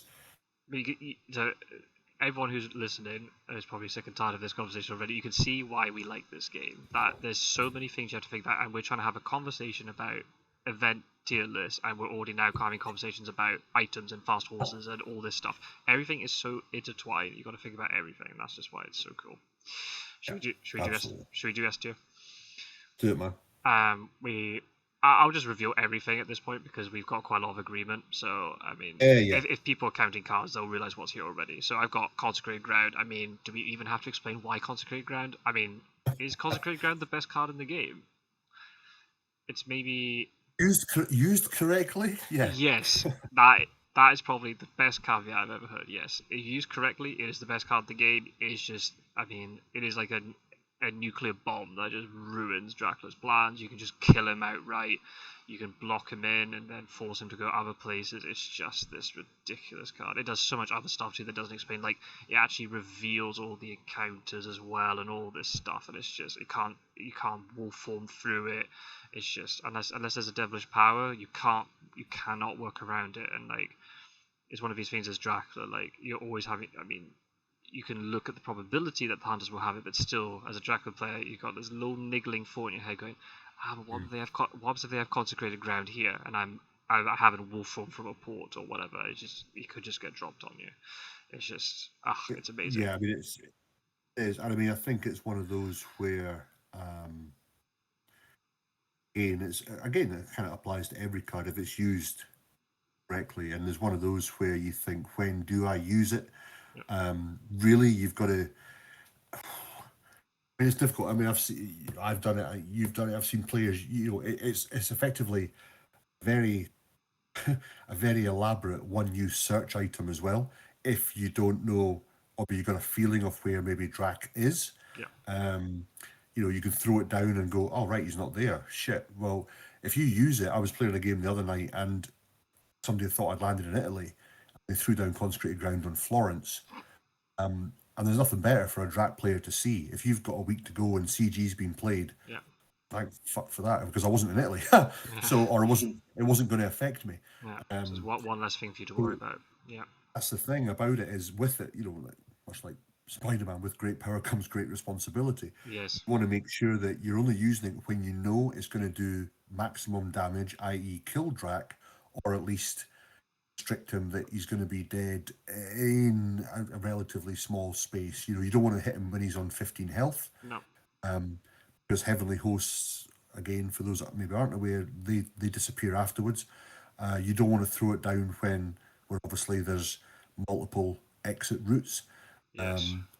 Also, it's a good way to block Drac from going somewhere and to force him into hunters. Yes. So if he lands on a hunter space, he can't lay an event. Yep. There's a battle, and then you can have 3-on-1. So Yeah. there's multiple uses, but if it's used correctly, it should be end game for Drac. Absolutely. If it's not, then you've kind of, that's it done. You've used it and blown it, and Drac now knows there's only one out there. So you start playing that game without that fear of, oh right, well I can go, for example, to the UK now because he ain't going to throw it down and catch me, and I can just go and lay it down and win the game. So very, very powerful. You're right. We've seen many, the consecrated nuke. Yes. You really have to understand what's going on with it, and ideally you need to have found Drac maybe by using hired scouts or a search facility first, and then throw it down. And because you get to use it at night like that, because then obviously you can do searches through the day, Yes. and then at night time, okay, here we go, throw it down, and that's it, job done. So I think it's a bastard of a card. It really is. I think then the really interesting dynamic of this is like it's the permanent Consecrated Ground plus the sort of the one night use Heavenly Host tokens, but then what happens if hunters don't have enough Heavenly Hosts to really punish Dracula to the great degree if you're using Heavenly Hosts, if you haven't got stakes to kill reckless vampires or to try and hurt Dracula in battle. Okay, you've done damage or whatever, but then that's, if Consecrated Ground is then used, that's one Heavenly Host less, and it's kind of like this. I mean, I think this video is going to go out after that video, but basically I had a game in the league where Consecrated Ground was played against me, but because one Heavenly Host token hadn't been used, I was sitting in the UK going, if I plan this properly, I can't get killed here by Consecrated Ground. And even though Consecrated Ground got played, I was able to misdirect a previous location, get there, and then get to see I wasn't trapped, so I didn't actually die in that moment. It's kind of that thing where you've got these Heavenly Host items, like, what do I use it for? Do I use it for Consecrated Ground, or do I use it to hurt Dracula? And you're always, it's that very fine line of knowing what's the best play. But yeah, it's one of these cards that even Dracula could have the biggest lead in the world. If there's Consecrated Ground, hunters have a chance, and they could just completely, as you said, like nuke and just that's it, game one, that's it, end of story. I think another interesting use for it as well has been found. done a couple of times and I had it played against me as well, is you know, if you know, for example, Drax got devilish power, and thinking, oh right, well hang on a minute, if I play CG then, so the scenario was a case of Drax leaves Liverpool to go and land in Dublin because North Atlantic is blocked. Yep. Don't put CG on Dublin, put a heavenly host, because devilish power only removes the CG. So throw down Consecrated Ground anywhere else you want, throw down Dublin and throw down somewhere, and that way he still takes the same damage that night, and that could be killing him. But if he uses devilish power, it doesn't affect where he's going to. So that was a strategy used against me by Mr. Green, which I was like, that's fucking a good move. That's a very good move. I think there's I knew I had it, and it was just a case of, right, well, I think to really take the piss, I think I was up going towards Dublin, and he put CG down in Cadiz, and it's like, yeah, use your devilish power if you want. And I didn't realise, because the way the screen was, I couldn't see CG token because of the icon. The blurring, yeah. I was like, so I just assumed, all right, so he's placed one, because when you see him, you're like, that must be there. And then I was like, oh, hang on, that's not worked. So, there is just a little. I think there's also a thing with Consecrated Ground too, and it's something that, again, depending on the game situation, I haven't mastered it yet, and Consecrated Ground comes up quick. There's only one of them, so it does come up rarely. Because you have to pay the Consecrated Ground token first, there will be times where you're having to think ahead of time and go, I don't want to put the Consecrated Ground exactly where Dracula is. I need to think, if I find Dracula now, where is the worst position for the Consecrated Ground, the permanent thing to be? So you're thinking maybe a couple, if you're not going to kill Dracula, but like a couple of turns ahead. Once Dracula's made a couple of moves, where is the Consecrated Ground going to be the most annoying thing to deal with? So it's something you have to think ahead a little bit. But yeah, it's just such a powerful card. It's just ridiculous. I think that's when it comes down to using it correctly, because again, you could place it and you could try and force him into one of your hunters. But if he's got wolf form, you can wolf form past your hunters or whatever. So it's if you've got it and you've got 3 heavenly hosts, great. Make sure you know where he is, and it could be end of days. But it really is a card. Yeah, you and I were watching a game where it was played in Munich. Drag was trying to escape from the east to the west. It was played in Munich, and you're like, that's such a good use of it, because now you've blocked off like the most vital point. You can't wolf form through Munich now to get to like Venice or Zurich or whatever. Yeah, it's just, there's so many good things with that card. Yeah, it's just, it can really ruin a Drag's day. We're in agreement. CG's in top tier, yeah. Absolutely. I've got Forewarned here. I can see your arguments for it. I feel like, obviously the downside is you can't use it for vampires, but okay, you can work around that. I just feel like it's just an anti-fog card. Really good Dracula players will hold onto their fog. I know that you can do fog in different ways. I have been thinking, maybe you can use fog in different ways, but Drac will traditionally use fog to protect himself at the critical moment in a port, trap hunters, and then be able to feed, escape to sea, and then you're away. If you just have this, no, fuck you, get rid of the fog button, it's just so easy. Drac can't do anything about it unless you snipe it with like Vampiric Influence or something. Drac can't stop it, and it's such a nice thing to have. Again, it could be a bit problematic. You have to make sure you have it on the right person. The good thing about Forewarned is that, if people who are listening don't know, if, say, multiple hunters pile into a city and then Dracula uses fog, or mob or wolves or something, it's any hunter in the city can use Forewarned to stop the ambush, because technically they're all being affected by it. If it's like a one-time use, like a spy or something, that doesn't work that way. Well, it shouldn't. I think digital is a little bit funky. But so then, as Dracula, always in this weird position, like, do I want to get all the hunters in here and then play fog so they're all trapped? Or do I just play it on the first one who goes in? Because you want to trigger it so I'm safe. But then if the other hunters can move around a different way, then it just depends on where they are on the map. But just for me, it really ruins a Drag's day. It's just, if it's the best feeling ever, if you pick right, you get onto Drag space, and they play fog, and you're just like, not today, Jack. No, we're fighting now. Yeah. And I don't care. They can pile in with everybody else. It's so good. But maybe I agree. I think that's a good use. Should it be S tier just because it gets rid of fog? That's where you're predominantly going to be using it. That's up for debate. I think that's why I put it in the tier below, because again, it only kicks in if you're ambushed.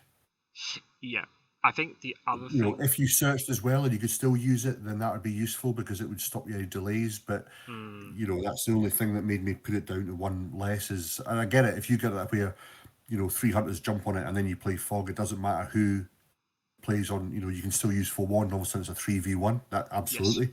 that's game changing. That's absolutely game That's a changing. game changing. Yeah. So again, that's the kind of, and you've got to be in that position for it to work.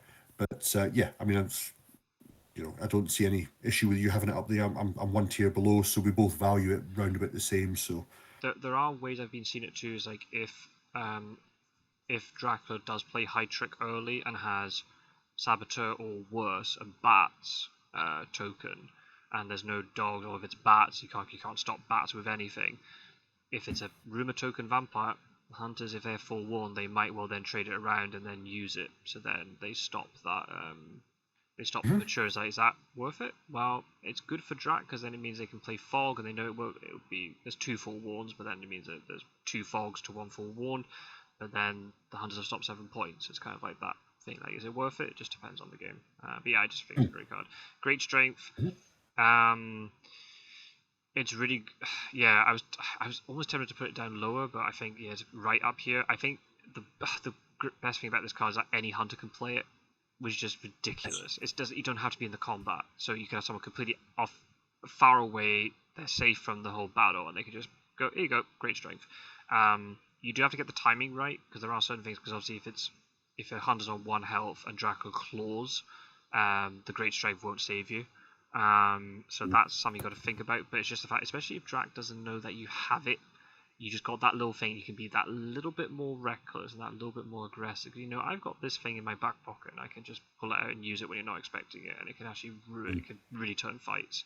It just depends exactly with the combination of cards. Obviously, with things like if it's a fangs with a heavenly host, you can use great strength to stop the bite, but then the hunter is still removed from the combat, so they're not staying there. It's not like they can keep going. So it's that. But it's just yeah. You never say no to having it. I put heroic leap in here too because it's just escape as bat. You avoid the combat, escape as bat. There's no risk of that. Yes, there's maybe the issue if the hunter has got low health, then they might die from it too. But then depending on the situation, it might actually be worth it.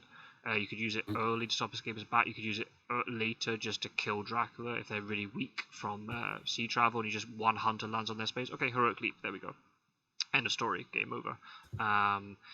It's just yeah, love it. I had and a it game. can't be counted, as you say. It can't be counted, and Nope. we did come across. I can't remember if it was you I was playing or somebody else played, and there was a question about if it's you. I think it was you. The hunter died as well, and it was like, well, technically, every other combat, you know, Dracula's move is done first. Yes. And then this happens. So if it's heroic leap and the hunter dies by their 5 health getting, because obviously that takes 5 health off the hunter as well as Dracula, and they play it if they're dead. You know, that's the kind of, that was just me being fucking salty because you'd beaten me. But I think it was one of those you kind of go, well, you know, should it be that? So for those that aren't aware, yes, it does. It kicks off regardless. And if your hunter dies, but that's going to kill Drac, you win the game. So yeah, absolutely. there's no issue about that. It's the order of the way things are written. So yeah, it doesn't matter then. Oh well, the hunters died and Drac's getting influenced. No, they haven't because Drac's dead. So that's it. That's just the end of it. I mean, 5 health. Now here's a quick question. So yeah, we've discussed this as well. Again, it's one of those. When do you use it? I mean, ideally, yes. But for example, if you draw that in the first week, and you come across Drac, you know, do you hold off, or the fact is you might never get a chance because if the hunter dies, who's holding it in battle, yeah. never get to use it. So do you try and take 5 off and have him run about with 10 initially, or do you wait until this could be something that takes him right down to the wire?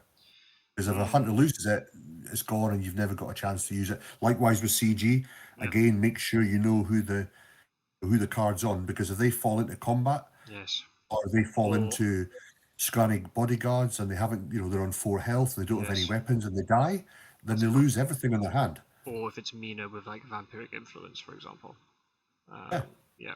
So would you rather, if you have it, would you, and you come across Drac early, do you just go right 5 damage, or? Yeah, even though I've beaten you quite a few times where I've used heroic leap really late on, I would say, yeah, if I have it early, I'll use it early.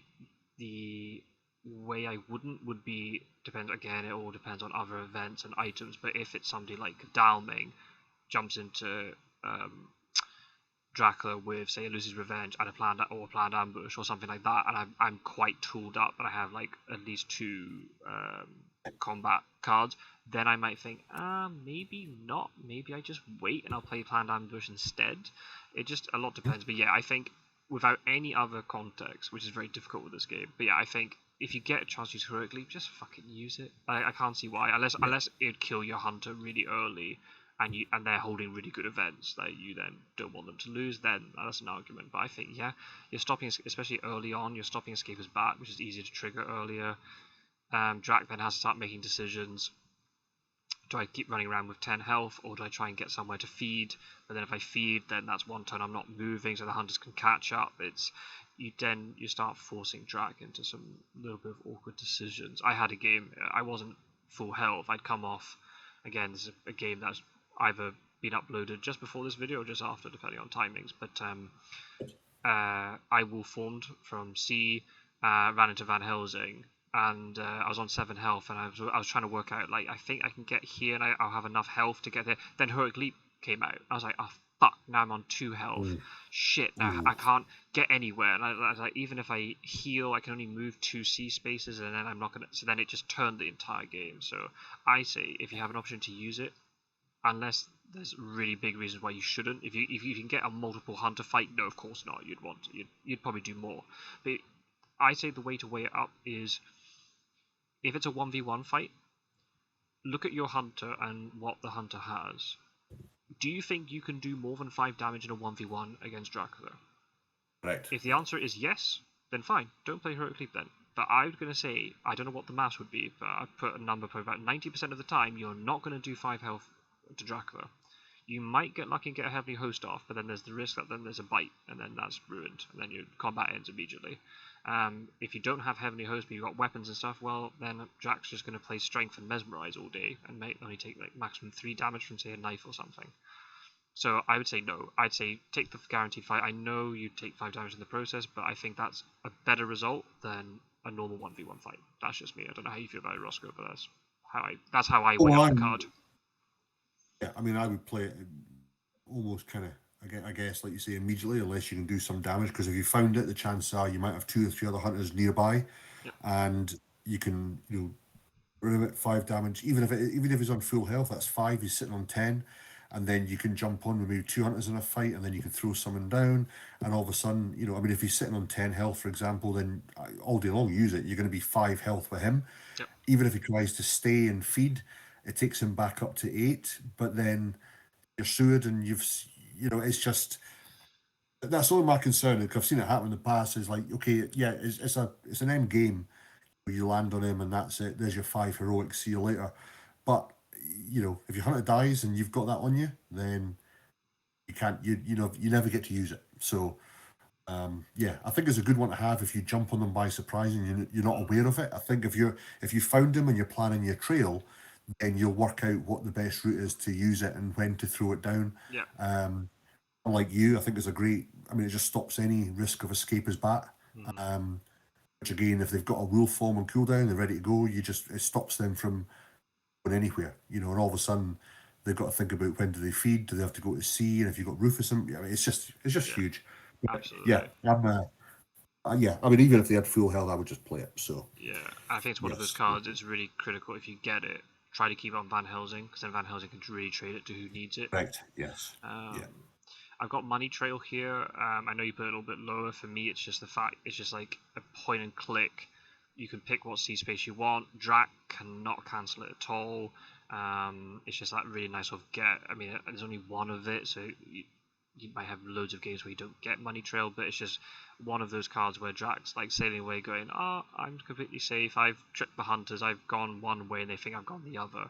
You can just really calmly just stay put, supply, heal, do whatever you need to do, and you just know you got this like little thing that you can just press it whenever you want. As again, that's the important thing. Don't press it too early, because it's very easy to kind of get a little bit jittery with it and go, oh shit, like Drac's gone to sea space. I need to move now. It all depends on the point of the game, obviously. But if you've got time, if you're not under, like, it's not like 4th week where you have to try and get Drac within like a day, or otherwise Drac wins.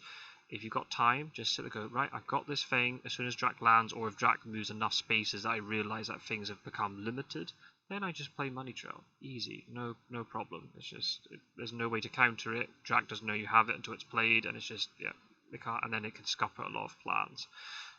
That's why I just feel like, yeah, you can play it day or night. Ideally, Godalming maybe has it, because then they can go first and everyone else can move. It just depends. Maybe you want to play it at night and then you'll move the next day. There's no delays. You don't have to worry about Speedy Telegraph necessarily. You might do. It just depends. I don't know. It's just, it's safe and reliable. It does what it says on the tin. It's a simple card, but it does what it says on the tin, and there's no messing around with it, kind of thing. I guess, yeah. I mean, I think I've just put it down the tier below yours on there, but I mean, I've valued, it's valued high. The reason I guess I've replaced Money Trail Hypnosis on mine, for similar reasons. It's a case of, if they don't go to sea, the Money Trail is redundant. Hypnosis can find that, they find a region straight away and help people move. And you're right, it doesn't have any delays and various others. But to me, it's a good, if you're struggling to find them and you haven't got it, you've got Money Trail, but you haven't got Hypnosis, and you're coming up to the end of the first week with a rumour token, I'd rather have Hypnosis than Money Trail. So again, it's, so that's why I've because more often than not, Drac's going to spend 70-80% of the game on land. Usually they go to sea because you force them to.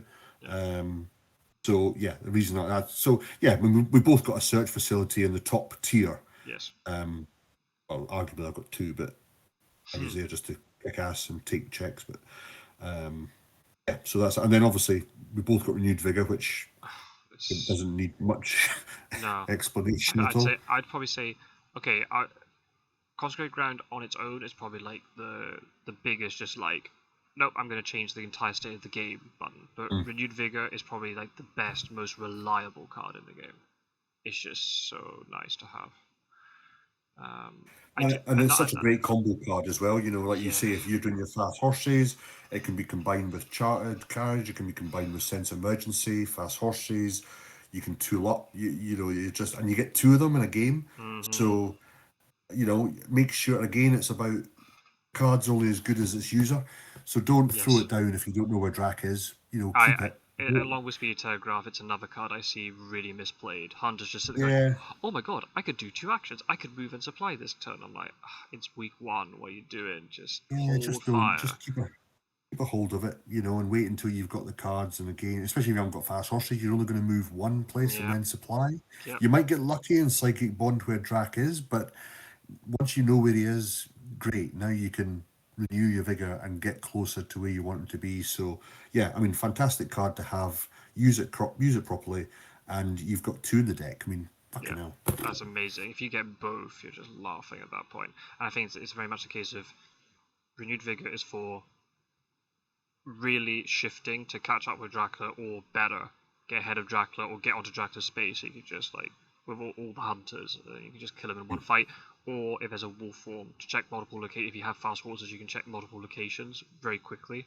If I have 2 renewed vigors, I might end up using 1 renewed vigor like that, because I don't want to waste loads of turns trying to check wolf form locations, and I can just search them all. And because you can check 4. Yeah, you can check 4 areas. Yeah, and then supply after whatever. So yeah, but again, you've got an idea where you're checking for. Yes, exactly. You're not just flying blind and kind of.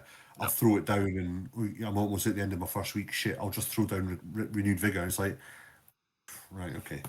The other thing I think is, like, it's also and again, obviously in the physical board game, I know a lot of this stuff is relevant for the physical board game too, but with the digital version, because of the way it works, if the hunters have an event card that can be triggered at dawn or dusk, but we're talking about dawn here for renewed vigor, your little screen will pop up saying, waiting for the hunter player to do something. And as soon as I see that as a Drac player, I'm immediately thinking, right, shit, what card could that be? And there's only 3.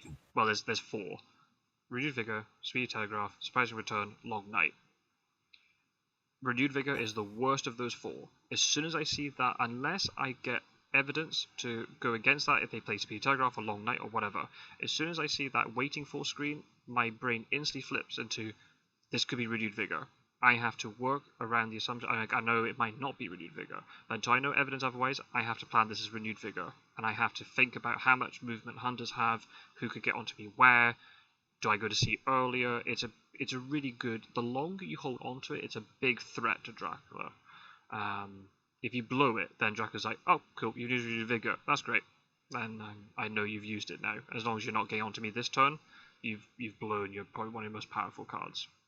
And the fact there's two of them, you're far more likely to get. It's actually really weird. I played Warcraft twice recently, and in both games we didn't get either renewed vigor, which is so weird. You normally get one, and you're so happy when you get this card. It's just joy to behold. And again, it's great when it's used and you aren't found, or the hunters kind of go the wrong way or whatever. You're like, yes, that's one of the way. But yeah, I mean, that's the thing. I think between that is expect to get found in the first week and assume that they have renewed vigor. If most Drac players will play the game assuming that hunters have got consecrated ground, because you're better to be hesitant about it rather than just, oh shit, you've got CG, you've got to be prepared with that. They've got more chance of an RV because two of them on the deck. So, absolutely, and the fact you get the prompt as well, you can see it. It's like, there's something there. There's something there that they have. So yeah, it's a good. Whereas CG, unless it's like Mina draws it or something, or unless like a spy reveals it or something, Consecrated Ground can be completely hidden and you have no idea it's there. Like a lot of these other cards, they're completely hidden. You have no idea until they get used on you. Like, oh shit, you had Heroic Leap or whatever. So exactly. Yeah. So that's interesting. We had a lot of agreement. Yeah, D tier and S tier. We had 4 agreements. Hypnosis we've spoken about, and I can definitely see why you might put it here instead of Money Trail. Okay, actually, you had Money Trail on B tier, by the way. I'll correct you on what you said. You didn't have it on A tier. You had it in B tier, so you had it even further down. Okay, yeah. What I'm interested in is fucking Aggie here, right? Explain yourself. We're going to end on a very controversial note. What is Aggie doing here? Explain yourself. Oh, Aggie's just as good as having fucking Forewarned up there. Because we've got Forewarned up there, like, in case you jump in, you get hit with fog and all the rest of it. Mm-hmm. The whole fact about it is that we spoke about when we spoke about Lucy's Revenge is you've got, as an ally, if you're jumping into a battle with Drac, she damages Drac if he tries to fag you. She damages Drac if he tries to escape. Most of the time, I would say a battle scenario, hunters don't always necessarily check the I button or check the ally button to see who's fighting. I mean, that's true. Yes. So all of a sudden, Sister Aggie is like a stealth. They know Rufus is there because they go to sea. Yep. If you're not in a battle, you can just keep it quiet. And all of a sudden, that's again the difference where, because the good thing about it is it's not even so. For those that aren't aware, if you play Knife and Dracula plays Fangs, he takes the damage. But also, if he tries to use you with Fangs, he takes 2 damage from Sister Agatha as well. If it kicks off. So, and again, unlike your Lucy's Revenge or whatever, if he tries to escape his bat, he takes 2 damage. If he tries to escape his mist, he takes 2 damage. So, all of a sudden, if you're getting him down to...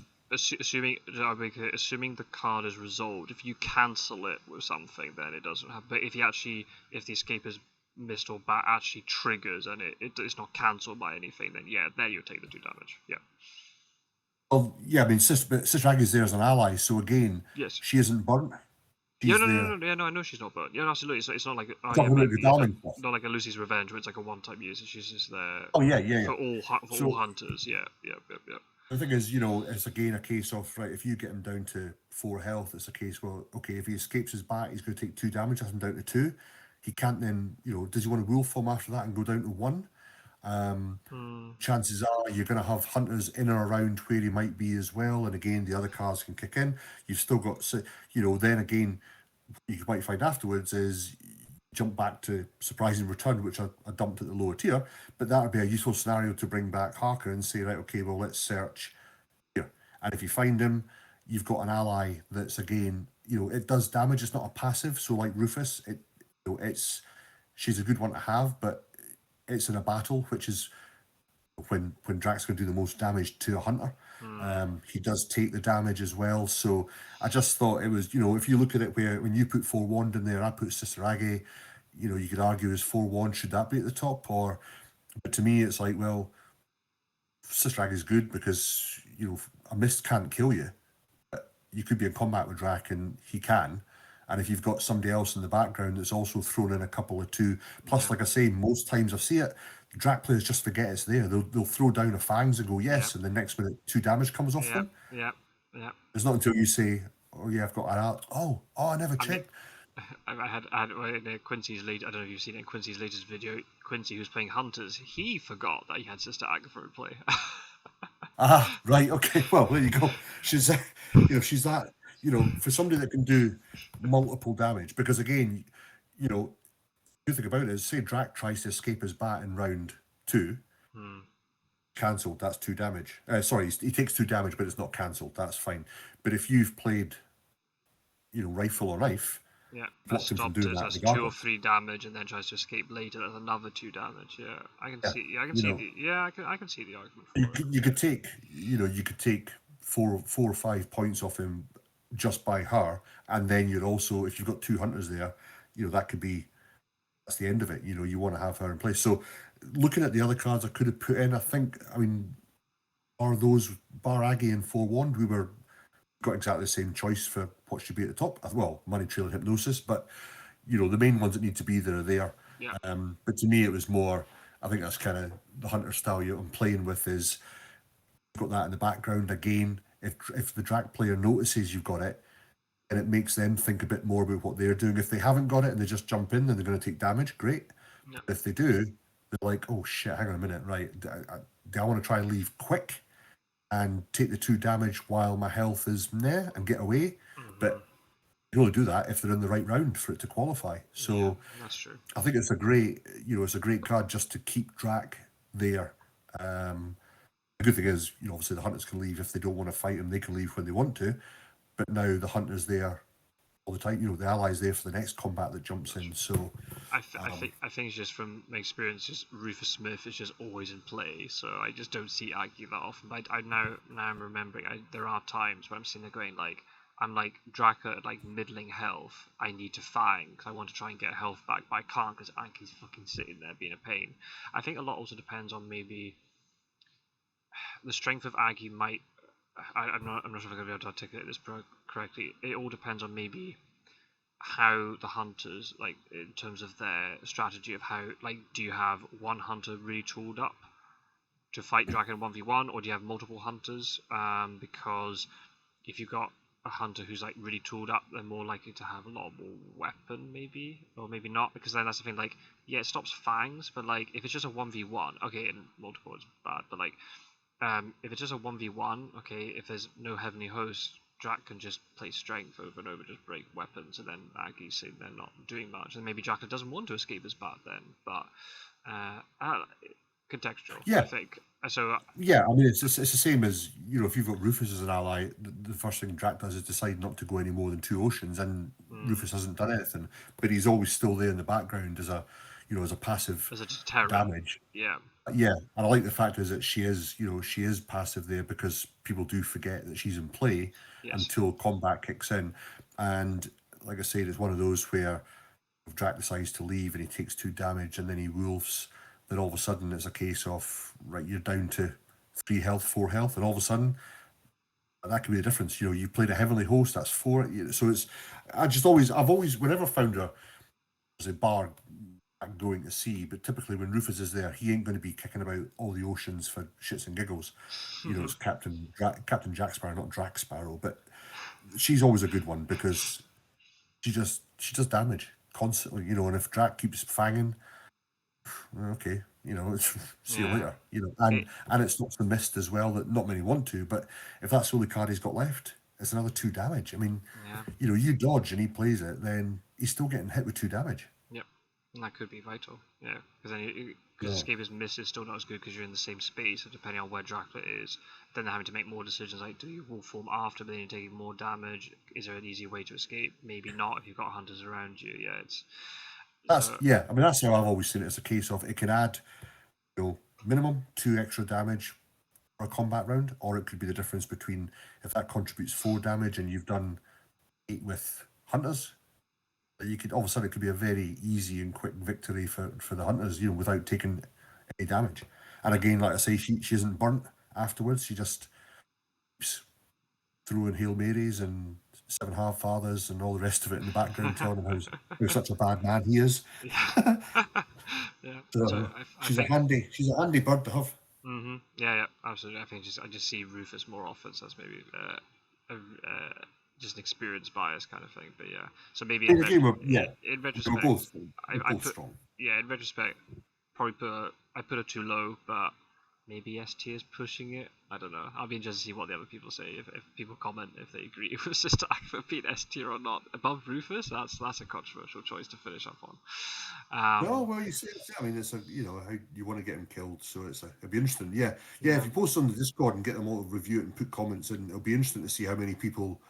Again, the problem with this is obviously there might be some things we've done and go, oh right, all of a sudden people start using it. Yeah, which is good. But then it's like, oh shit, right, I can't do that anymore. Yeah, it's hard enough playing Dracula. Against really experienced hunter players, it's really tough playing as Dracula, so we should have made it even more difficult for ourselves, but well, never mind.